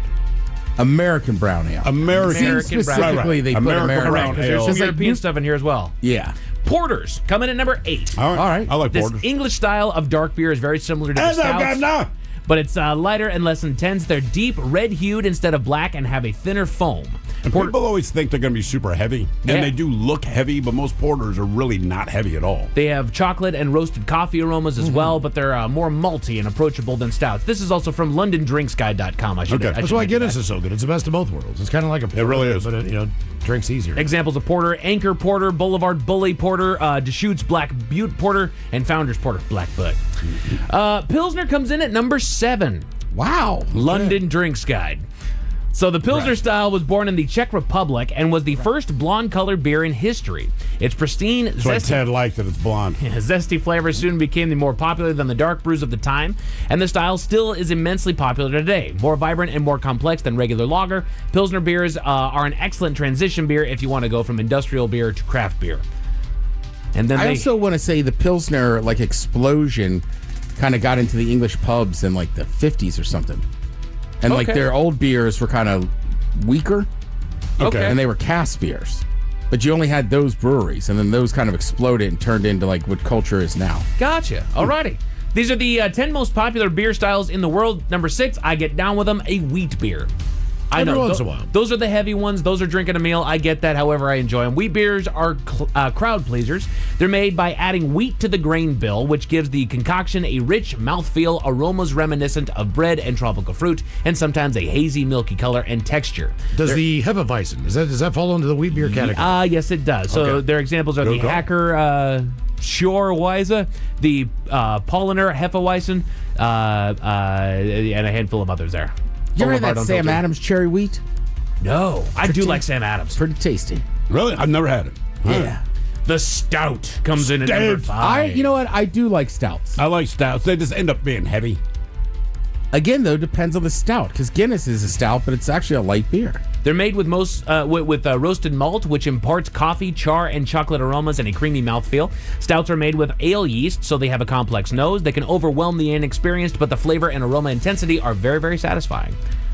Creamy Like it has mouthfeel. less calories than a Corona. A Guinness. Really? Okay. Yeah. Avery Out of Bounds Stout, Deschutes Obsidian Stout. Stout. Feels like a Guinness Stout. night tonight. It does. You know? It does. It's one of those nights. 10 most popular beer styles in the world. The India Pale Ale, or IPA, comes in at number 4. Legend says that the British started adding an extra dose of hops, the stabilizing flour that gives beer their bitterness, to protect them from for the lengthy journey to the colonies in India. The style is now made everywhere on Earth, and it's easily recognizable for their bitter taste and intense aromas of citrus and tropical fruit. Double and triple IPAs exist as well and are even more bitter. Examples: Alpine Duet, Bell's Two-Hearted Ale, Fat Heads, Headhunter IPA, Firestone, Lagunitas. Black Raven. I'm about to say it. IPA is not usually my flavor. Black Raven has been the only one that has made an IPA that I find. Trickster's great. Yeah. I don't generally like Pilsners, but Black Raven made a Pilsner where I'm like, this is effing delicious. Absolutely. And credit where credit's due. I thoroughly, like, Lagunitas was probably one of the first IPAs I had. I'll stand by them. Okay. I dig it. The American Pale Ale comes in at number 3. Here's where things get interesting because we're entering craft beer territory. These beers are fermented with a different yeast. I'm reading this backwards. That's why I said that. The beers are fermented with a different yeast, ale yeast. This microorganism makes aromatic beers that can smell like fruit and freshly baked bread. American Pale Ales also have more noticeable hop aroma and bitterness and a creamier mouthfeel compared to the industrial lagers. They go with Ballast Point, Firestone Walker Pale, Great Lakes Burning River Sierra Nevada Pale Ale, Stone Pale Ale. So Rolling Rock, not a pale ale, just so you know. I don't care what they put on the bottle. That tastes nothing like a pale ale. No. Okay. I don't like I mean, maybe they can explain it somehow to me. I still don't believe them. And credit to Miles always brings it up. Sierra Nevada. Those people in California really took the rules, started making it, started selling across the country, and that's where you really get all these breweries popping. That's up. it. I mean, that's the start of the beer revolution. Okay. I like it. Now, with that said, I don't know that I like American Pale Ale. Oh, no. Well, they're still Keep pretty the hot easy stuff. Yes, they are. Number 2 on the list of the 10 most popular beer styles in the world is the International Lager. Let's see. International lagers are uncomplicated and always refreshing, never complicated, and with little aromas. These are also fermented with lager yeasts and have low alcohol by volume between 4.6 and 6%. They are these popular beers are not artisanal but industrial and are often quite inexpensive. They go, those are Corona Extras. it's mass produced. Yeah, You like want beer? Here's a beer. Labatt's in Canada. Heineken. Or Kronenberg. Red Stripe, yeah. Gold Leaf Lager. Rainier. Rainier. Right. Is Rainier an international lager? American Lager. Sorry. My bad. But then the number 1 most popular beer style in the world Now we know number 1. would be, what is it, Ted Smith? The American Lager. American Lager. Spoiler alert. The beautiful red, white, and blue lager. Some wine styles are quite obscure and hard to find, but others, like the American lager, are just the opposite. They're everywhere. American lagers are bottom fermented with lager yeast, which produces light, refreshing beers. Now with we're little, talking about guys that fell trees. They're yeast. little to no aromas. You won't find hop or malt aromas. These are lagers are straightforward and easy to drink. Those are your Budweisers, your Coors, your Grand Belt Premium Lager, Miller High Life, and all that in between. So there you go, the 10 most popular beer styles in the world. Crack one and enjoy one. Especially a Men's Room 20th Anniversary Lager from Black Raven Brewing. Yes, indeed. A man in Florida stands accused of stealing a BMW, but he's got quite the reason for being in the car, Miles. What was his story? Tell you all about it at 5:50. Thank you, sir. Headlines are coming up at 5:50. In the meantime, have we made it to drinking time? Yes, we have. Somebody out there deserves to be recognized. And the Men's Room knows just who it is. So to you, we say, bottoms up, sailor.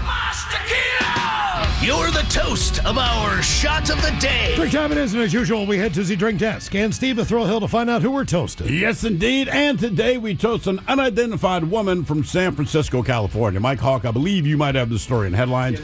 But basically, she ordered herself a driverless Waymo vehicle so she could go to the University of California San Francisco Hospital yesterday. And it's a gutsy choice, since in the last week, we've read stories about Waymos slamming into the back of stopped school buses, which parents have not been happy about, and even driving through the middle of a police standoff. Well, her ride was actually going smoothly. And so Waymo's remote rider support team, they basically detected something, quote, unusual happening inside. I don't know how, they just detected unusual activity. But that's when they actually initiated a call to check on the rider. That's also when they discovered that the rider was a pregnant woman riding solo who self-delivered her own baby in the back of the car. That's a cleaning fee. Yeah, well, a few minutes later, mother and baby were dropped off at the hospital where they had doctors waiting for. All right. To your point, Waymo points out that they did immediately remove the vehicle from service for cleaning. That was the final line they wanted you to know. This Good thing job. smells weird. Yeah, that is crazy to me. You're going to the hospital because you're in labor, and you have to deliver your own baby, and basically when she gets to the hospital, it's like, ta-da. But the kid's fine, the mom's fine, but Waymo was excited to say, that's our youngest passenger we've ever had. Yeah, fresh. I mean, like, it ain't going to get younger than you that. You can't get any younger than that. Cannot get younger than newborn. All right, so we pour this booze, and we drink this booze because we think it's yummy. Yummy. So over the tongue and down the throat to party in our tummies. Down the hola bichola. All right, let's get a contestant on the line now for Profile This, 206-803-ROCK. Profile This is next.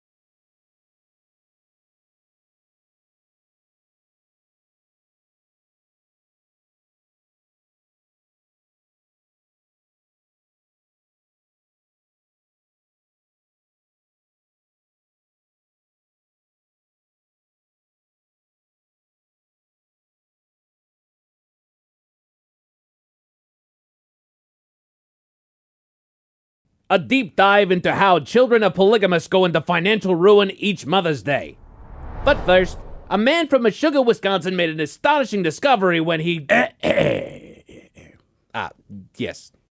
Before we begin our broadcast, it seems that I owe our own Felix Foxworthy an apology. You think?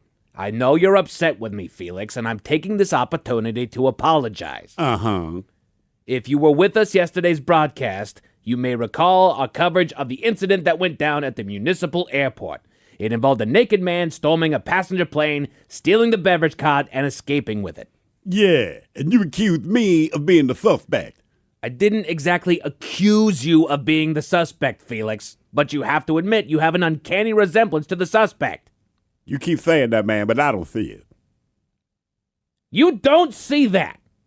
Felix, the suspect, who has been apprehended, by the way, looks exactly like you, but with a mustache. Mustache? And again, I don't see what you see, Playboy. The suspect's name is Gustav McGillicuddy, and Felix, I dare say that Mr. McGillicuddy is your doppelganger. My doppelganger. A doppelganger. It's a look-like or your double. I know what a doppelganger is, Stone. It's like a croppelganger. A croppelganger? What is a croppelganger?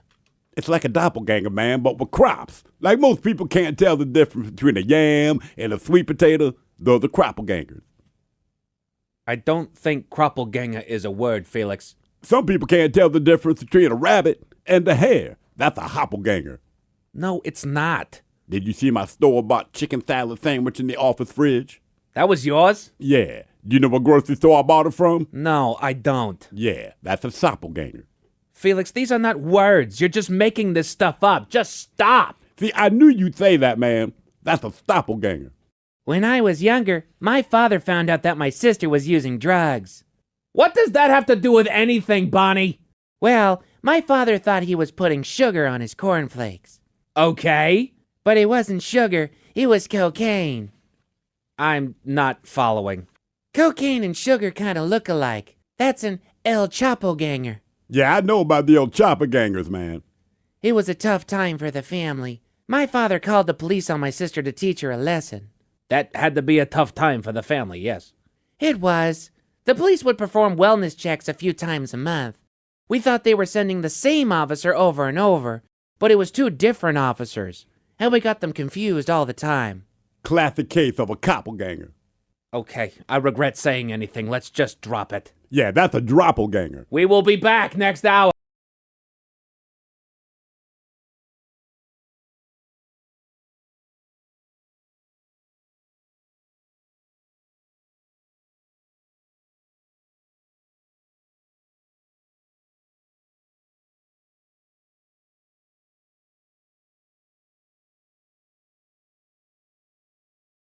Scandal erupts when it's revealed that Eugene Levy's eyebrows are just two halves of John Oates' mustache.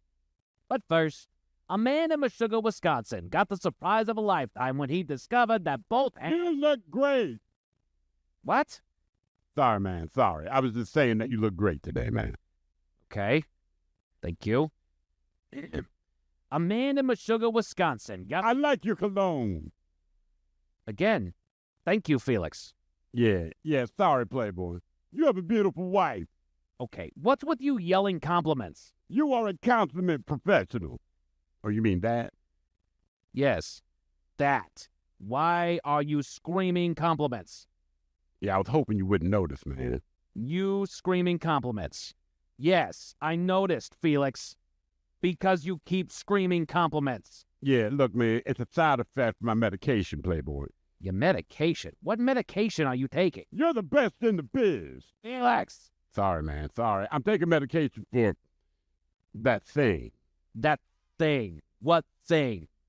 Remember, man, I told you last week about that thing? No, not the what thing. That what? Wait a minute. Oh, that thing? Yeah, man, that thing. Did that thing get...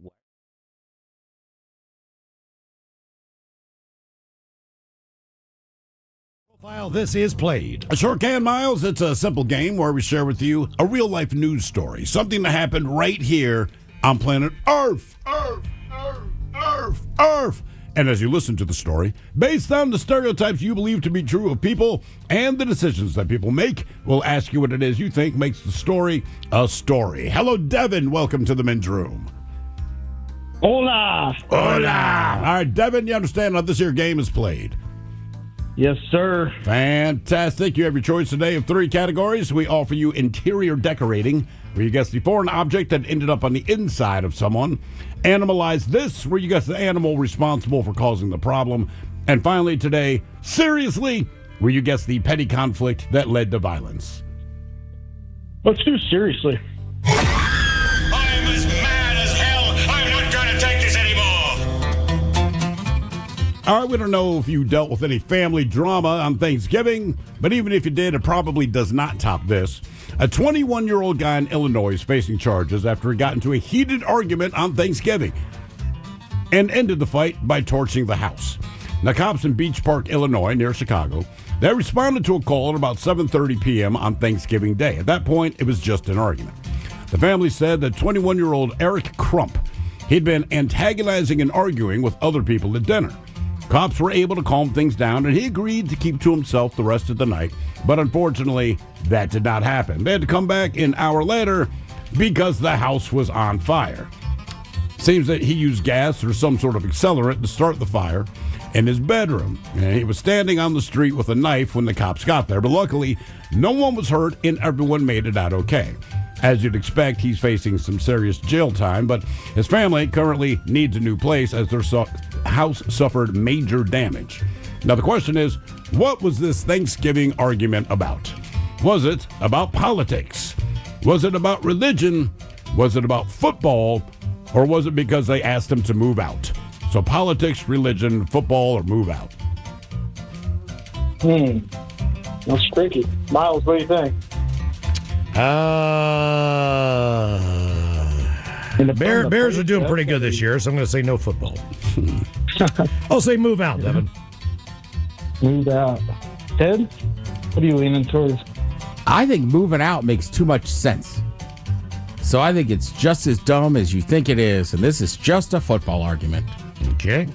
What were the other two again, Throw? Religion and politics. A religion. Yeah, politics, Again. religion, football, or moving out. Yeah.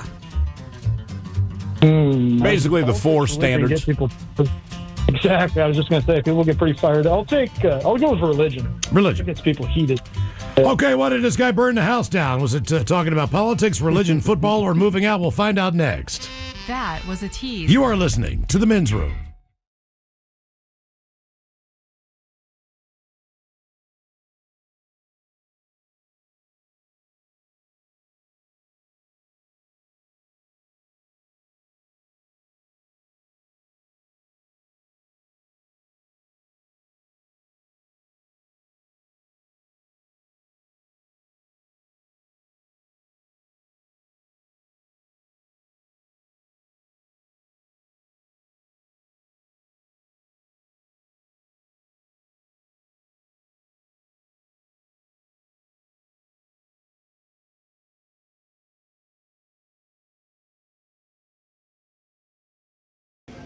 This is Sam the Fish Man. Now I know what you're thinking. Looks like a nice guy. Maybe he is. I want to punch him in the D anyway. Here's why.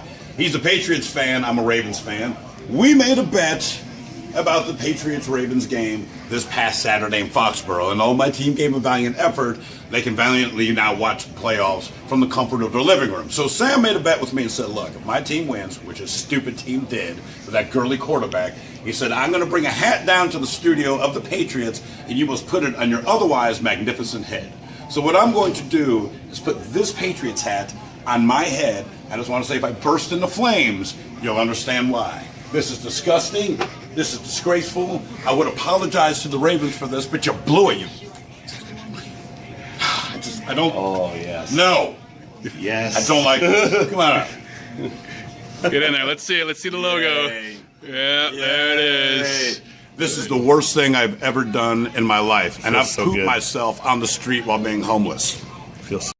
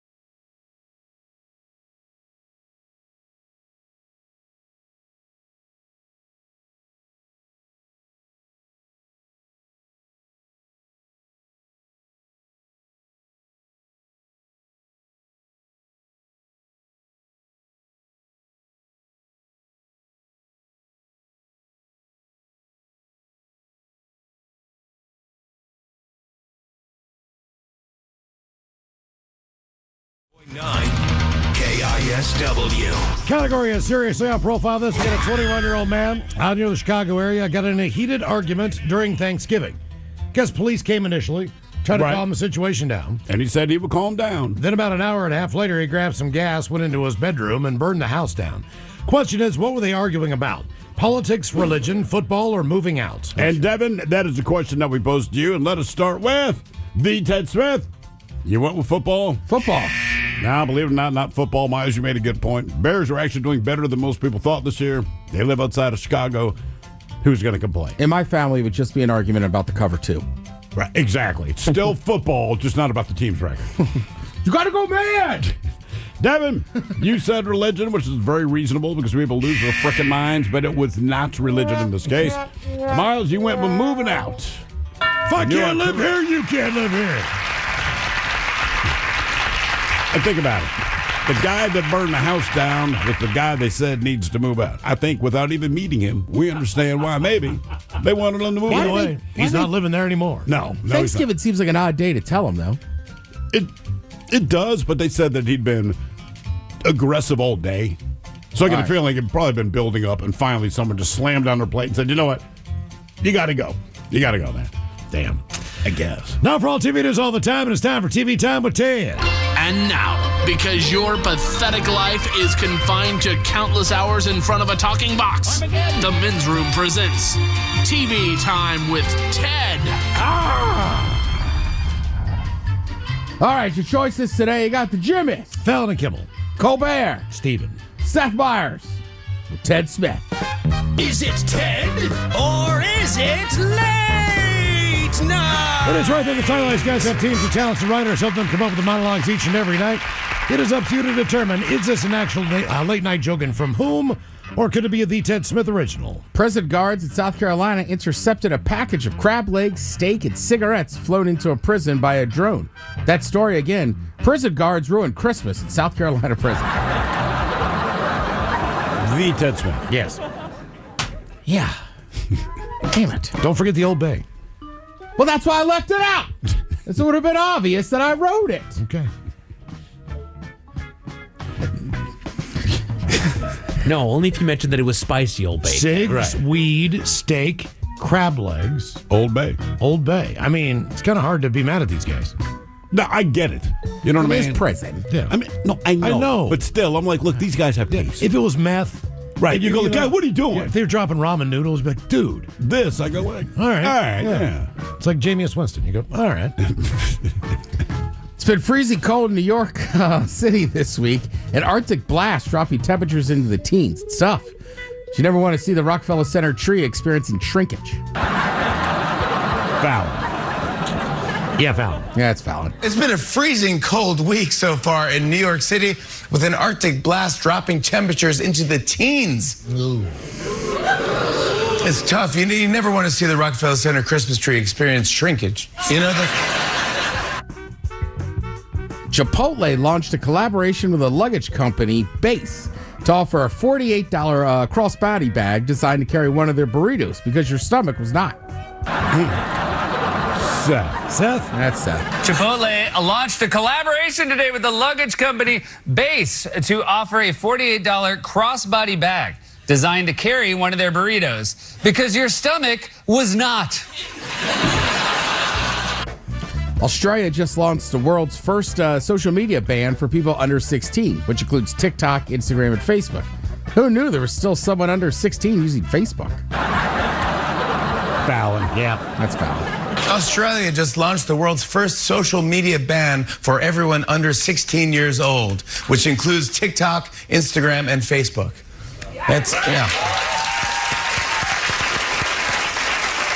It's a big deal. I mean, who knew there was someone under 16 using Facebook? You know, Your kids use them, Miles? They're in their 20s. No. I know. No. My They don't niece use and nephew- Instagram. Well, my one daughter uses Instagram. That's about as close as I get.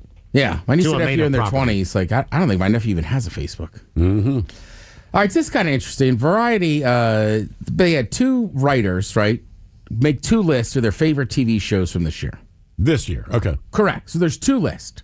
Now, we all watch TV in here, but I'm just interested to see how many of these shows any of us have actually watched. You know, it gets tougher now only because with all the different streaming services. You know, back when you had like 3 networks or 4 networks, there's a very good chance you at least saw the show, even if you didn't watch it. Now, even when you name a show, it's like, what service is it on? And that even takes a second for people like Apple, no Hulu, no Netflix, right? So I mean, it's tough to keep up, which personally I think is a good thing. It is, and I think it's great for the actors and writers, directors, everybody that works on this stuff. There's all that stuff. And actors get residuals because people like me might find your show 3 years from now. Right, and also, like I always talk about, it saved shows too. Absolutely. Right? Like All American. Steve the Thrill Hill, have you seen All American yet? I have not. Jesus, man. Have you seen Cobra Kai? Well, yeah. Okay. Well, I was just thinking like high school-based, dramas. Yeah, but I've only been telling him to watch that goddamn show for years. 7, 8 years? Hasn't been that long. Yeah. They're all like, those kids all graduated. But again, that was a show that was on CW, didn't get a big reception. Sure. Netflix picked it up. I never even heard of it. Started watching it on Netflix. I was like, man, this is really good. And got renewed for, now they're on like season 7. Damn. And again, Tay Diggs. All right, so the first list, this lady had, I can't say the name of that name. Murdoch, Death of the Family, about those rich people. Oh, yeah. Murders. That's the documentary thing. Correct. That was on Hulu. I think my wife watched that one. Like, I saw bits and pieces of it. I'm pretty sure my wife was watching that one. How about The Gilded Age on HBO? No. I think I've heard the name, but definitely did not see it. All right. Now, Untamed on Netflix. I watched that one. I know the name. It's like 1800. I think it's like 1800s. Okay. I want to say that's the one where they're in the Utah territory. So you're dealing, obviously, What's with this, the fur trade and I think Untamed, if I remember correctly, was the one dealing with like the Mormons are out there kind of going crazy. Yeah, you've told us attacking about that, people, right? Then you also have obviously the natives who are pissed and attacking people. It was their land, and it's just a mess. Okay. 1,000 Blows on Hulu. Oh, Hulu. I've never even heard of that. All right, these varieties, 2 different writers chose their favorite shows. Outlander, Blood of My Blood on Stars. Outlander. Yeah. No. Mike, I know you've seen this one on HBO, right? Welcome to Derry. Oh, yeah. We're watching it right now. I've seen 2 of those episodes. What do you think, Miles? It's English humor, to some degree, right? Welcome to Derry? Is that the same one? Or Are you talking about Derry Girls? Derry Girls. Sorry, wrong show. This is the second time he's done this where he's completely taken the wrong Derry. thing. They can say Derry, don't they?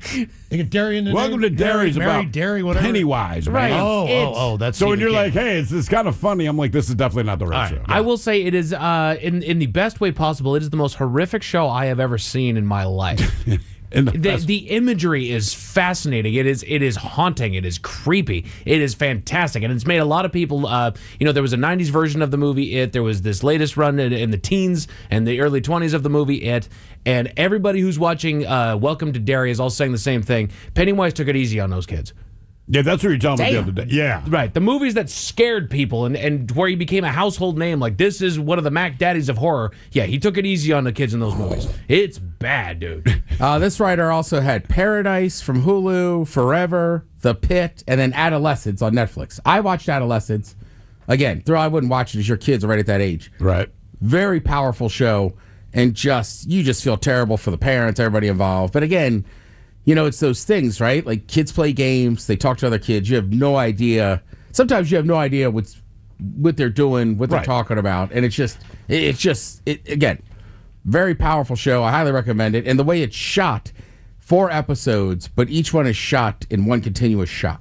Okay, if that makes sense. Yeah. So theatrically, it's kind of done well too. Yeah. But it touches so close to home for a lot of people. That's what I'm saying. Like, you have a teenager. I don't know that I'd watch it.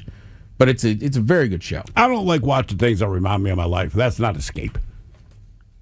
You know what I mean? It's like putting on the news to me. It's like, right, this is this is crap. I don't need this right now.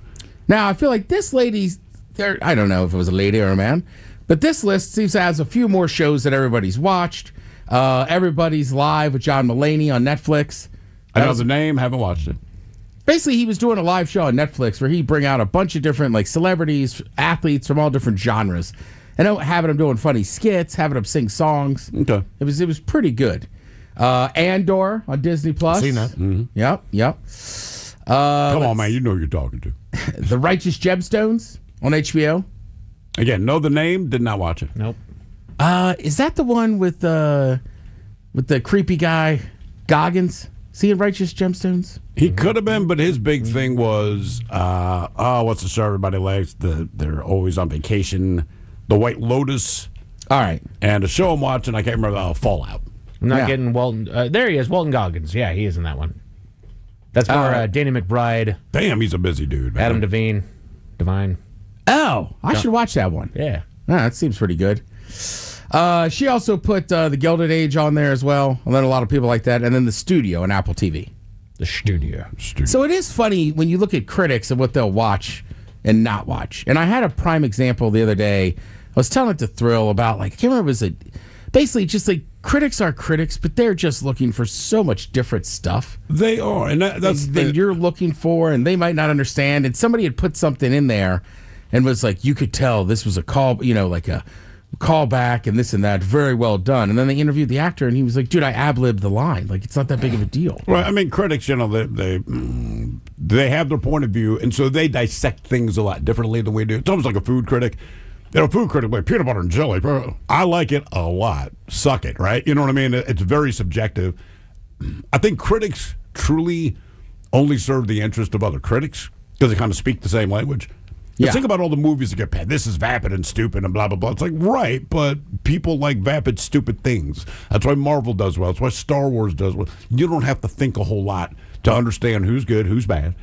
There's a bunch of special effects, and you're like, right, so we went to the theater to see it. So critics are looking for different things than just the average person. Yeah. I mean, look, there's been a lot of talk, right? The Golden Globe nominations came out, right? Mm-hmm. Sydney Sweeney did not get one. What was she in? She, I forget the name of the female boxer. Oh, yeah. And people were like, it's a good film and this and that, but it also didn't do well in the box office. And then Dwayne Johnson, The Rock, what's that? Christy. Right, was it Christy? Yeah. So then Dwayne Johnson, he made a movie, and Smashing Machine, right? And I had seen the original version of the Smashing Machine on VHS, right? All right.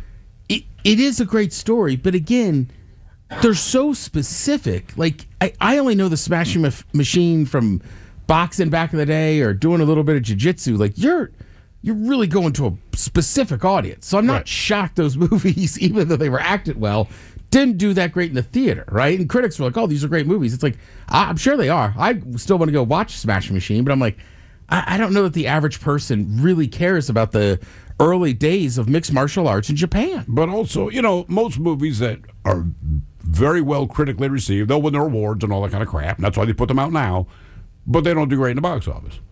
There are some exceptions. Titanic, right? Stuff like that, which I did not care for, but if they win, they've got a chance of mass appeal. Yep, and that's the difference. Sure. Right, I think and I'm with you. And I think everybody's I mean, look, it's that same way with food, right? And again, I love Anthony Bourdain, but I think he ruined a lot of people on certain fine dining and stuff. Because like you've worked in kitchens, right? You just said it. If you like something, you like it. That's it, right? Like just because it's French doesn't make it taste better. Nope. Is it more of a higher technique of cooking? Sure. I guess. Right. And you started the 5 other sauces. I get that. But absolutely. You know what I mean? Like sometimes, you know what I mean? I mean, look, there's a very famous French restaurant in Vegas, right? A Thomas Keller restaurant. I went there twice when I was in Vegas. Yeah. For lunch, they had the best fried chicken I ever had. Right. Went there for dinner. I was like, you don't even have duck Laurent. Heathen. That's a little inside joke. Also, hey, people, when you're out there, man, that weather is terrible right now. There's a lot of rivers that don't generally flood, that are flooding.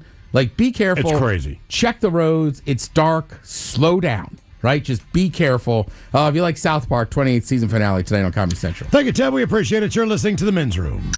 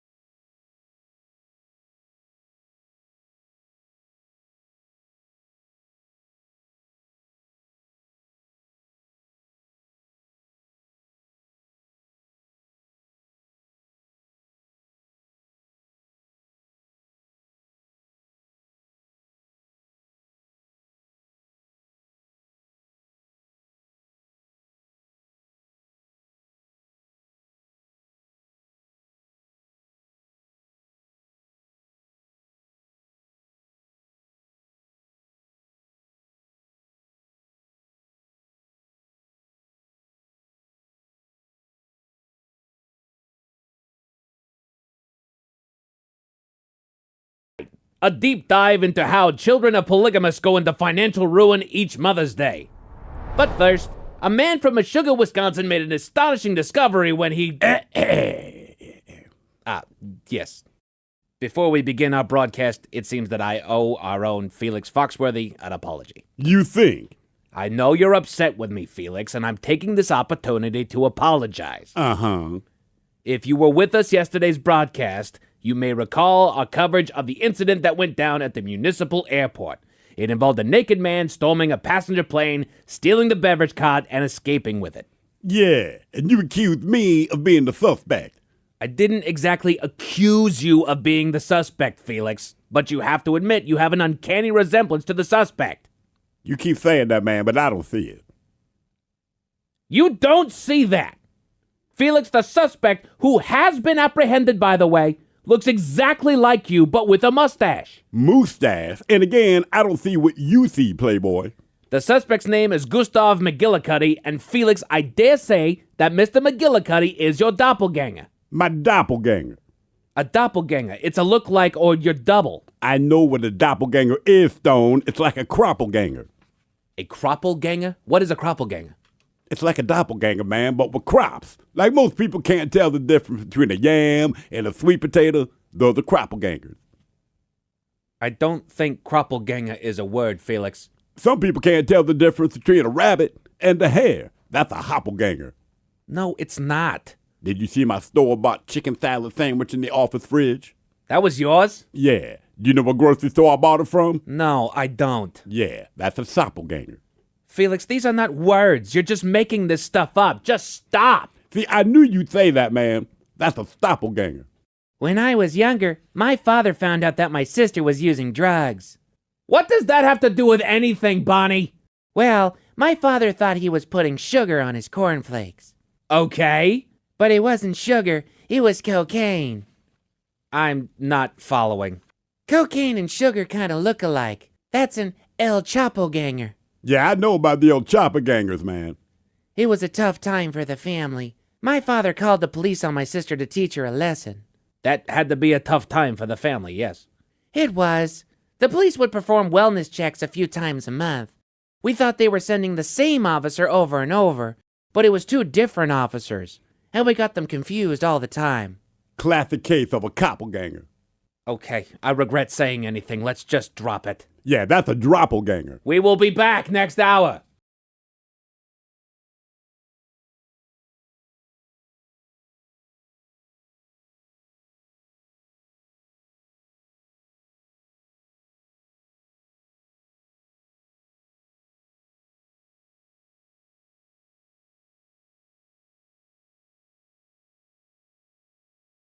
Tonight, scandal erupts when it's revealed that Eugene Levy's eyebrows are just two halves of John Oates' mustache. But first, a man in Meshuggah, Wisconsin got the surprise of a lifetime when he discovered that both hands... You look great. What? Sorry, man, sorry. I was just saying that you look great today, man. Okay. Thank you. A man in Meshuggah, Wisconsin got... I like your cologne. Again, thank you, Felix. Yeah, sorry, Playboy. You have a beautiful wife. Okay, what's with you yelling compliments? You are a consummate professional. Oh, you mean that? Yes, that. Why are you screaming compliments? Yeah, I was hoping you wouldn't notice, man. You screaming compliments. Yes, I noticed, Felix. Because you keep screaming compliments. Yeah, look, man, it's a side effect of my medication, Playboy. Your medication? What medication are you taking? You're the best in the biz. Felix. Sorry, man, sorry. I'm taking medication for that thing. That thing? What thing? Remember, man, I told you last week about that thing? No, not the what thing. That what? Wait a minute. Oh, that thing? Yeah, man, that thing. Did that thing get worse? It started to spread, man. Then I woke up with a thing on my thing. Do you think the thing on your thing is related to that thing? Your wife makes the best brownies. Yeah, the doctor said the thing on my thing is the most likely result of that thing. And so they prescribed you medication that makes you shout compliments. They gave me medication for the thing on my thing. But the side effect is polite Tourette's. Polite Tourette's. You are very well organized. Yeah, man, polite Tourette's. So, you uncontrollably blurt out nice things about people. Is that what's happening? Yeah, man, that's what polite Tourette's makes you do. Your nose hairs are distracting. That didn't sound very polite. Oh, that wasn't the medication talking, Playboy. That was just an observation. How long do you have to take this medication? Until the thing on my thing goes away. Are we talking days, weeks? You have well moisturized skin. Again, thank you, Felix.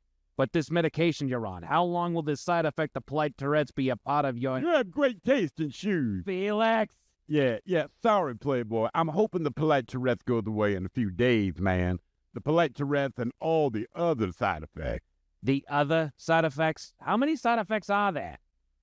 I mean, it's like any prescription drug, man. There's a bunch of them. But, Thingamacil. Thingamacil? What is Thingamacil? Thingamacil is the medication I'm on for the thing on my thing. Bonnie, can we pull up side effects of Thingamacil, please? On it. I like your cologne. You told me that already. Well, I really like it, man, and the polite Tourette's is why I keep bringing it up. Okay, I found the side effects of Thingamacil. Putting it on the screen. Ah, there it is. Polite Tourette's. You are well respected. Let's see. Headache? Yeah, my head is throbbing, Playboy. Facial tremors? Yeah. Heartburn? Nausea? My chest is on fire and I might throw up. Night terrors? I can't sleep, man. The scary stuff. It's like Dolores and HR is staring at me from the ceiling. Anal leakage?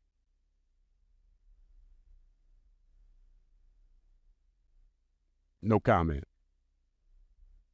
Mild racism? Yeah, like Roseanne Barr and Ambien, man. You pop one of these pills, and the next thing you know, you notice how people are always complaining that is the reason they can't, instead of just like the rest of it. My God, Felix, that was horrible. I can't believe you just said that. That was the medication talking, man. I would never say that about people. Okay, I'm getting uncomfortable. Maybe we should just go to break before you say something that's going to get us both fired. Yeah, sorry, Playboy. The anal leakage is pretty bad too, man. On that note, we'll be back next hour where I'll tell you about the man from Washougal, Wisconsin who... You are a true hero. With Miles and Thrill. Okay. Now, let's see what's happening in the real world. All right, here we go. The most San Francisco thing ever as a woman gives birth in a Waymo driverless car.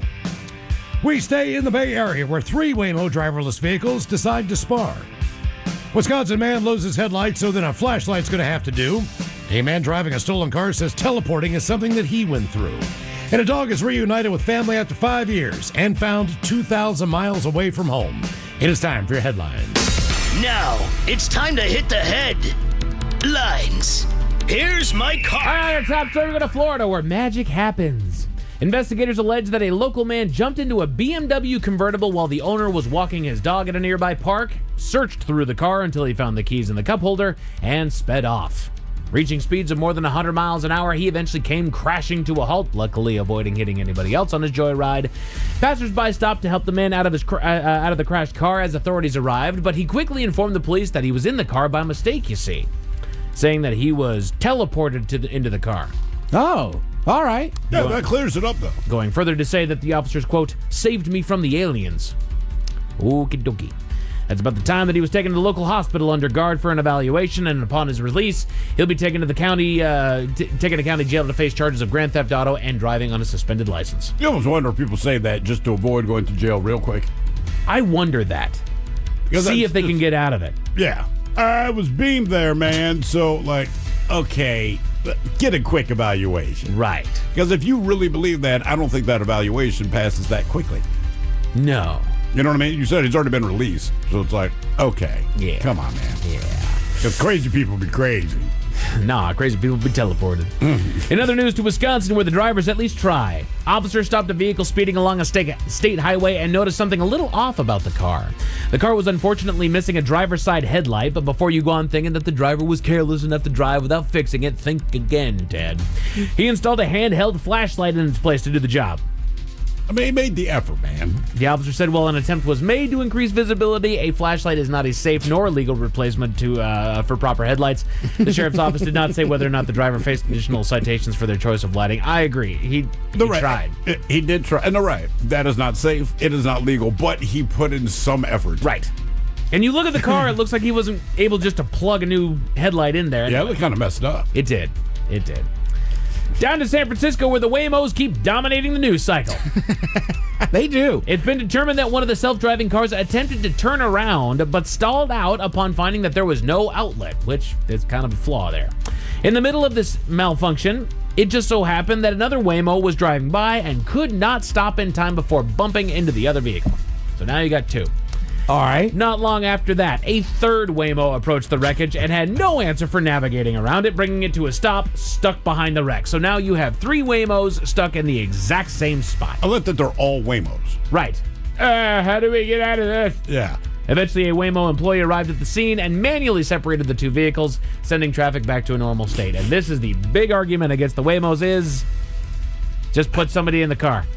I mean, look, I get it. It saves money, blah, blah, blah. It's like, right, but this is vehicular traffic, man. Right. You know, and even humans behind the wheel, we're not always the best. We can all admit Correct. that. But we still make decisions based on our own safety. Correct. And something that has no concern about life, quote unquote, it makes different decisions. Right. We will try to slam on the brakes not to run someone over, or we'll slam on the brake or swerve the car to avoid things. You know, this. We'll be able to turn around without. If it's not pre-programmed to know that. Correct. And like I said, it doesn't have mortality to worry about. Right. I mean, think about it. Someone swings at you, you cover your face and your genitals. Correct. It's just what you do.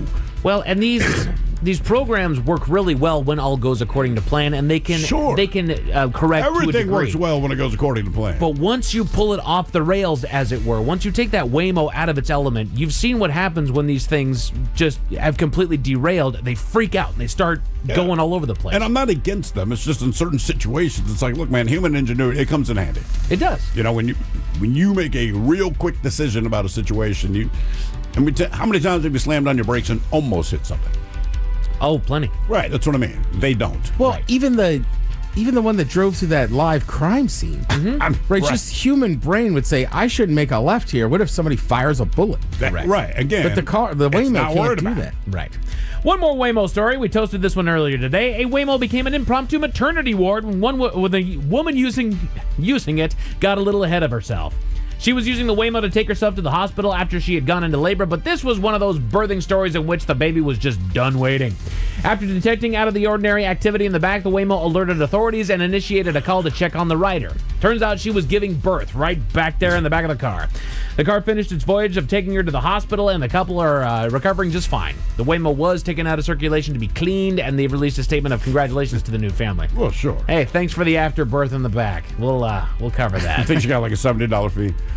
I hope so. You think they start? There's no way they man. can start charging. Come on. But just in case that story left a bad taste in your mouth, thankfully, there's good news. A family in California is happy to be reunited with their beloved pet after he took himself on an adventure. The story doesn't detail how the escape was made, but the story goes that a little dog by the name of Chaco became separated from his family, leaving them scrambling to track down the pup. They searched as long as they could and nearly gave up hope until they got a phone call one day. Chaco was found tied to a fence in Lincoln, which the family thought was the small town just a little over 30 miles away from their home in the Sacramento area. Boy, were they wrong. They were actually talking about Lincoln, Michigan, a small town more than 200 miles north of Detroit. Yeah, 2,000 miles away from where they were. Right, 2,000 miles away from home, 200 miles north of Detroit is where that one was at. Damn. Luckily, he was microchipped, which is how they got a hold of his owners, and he was soon flown home, where they were reunited again. We don't know how he made it to Michigan. Chaco was picked up. That is crazy. Somebody stole I'm going to Chaco. drive 4,000 miles to pick up a dog I haven't seen in 5 years? Yeah, no, right. I guess what, kids? I never found him. Yeah, keep him. Men's Room Sports, you got college hoops on Big Ten and ESPNU, and we've got hockey on TNT currently wrapping up to make way for the Kraken game in which they're hosting the LA Kings. Puck drops at 7 p.m. over on TNT. It's not on Kong tonight. It should be on over on Amazon, but it's on TNT tonight, so be aware of that. As far as your weather, did you like what you saw today? Do you want more? Yeah. Too bad. Cloudy with periods of rain and temperatures sticking to the low 50s until at least tomorrow. It's going to suck. Yeah. That's it for your headlines with that. Stay dry. Mike Hawkins out. Thanks, sir. Appreciate it. We'll see you next time with the head chef, Ted's Meat and Potatoes, and the game known as Big Dummy, the lovely Jolene, up in seconds. Yes, indeed, it's all true, but in the meantime, well, we be all about this bitch. So until tomorrow, please do what you do best. And for Aletha's sake, stay beautiful. The Men's Room has been taped before a live studio audience. Wardrobe and makeup provided by Mantastic Limited. This has been a presentation of the Men's Room Radio Network. Oh, man! A Double Flush production.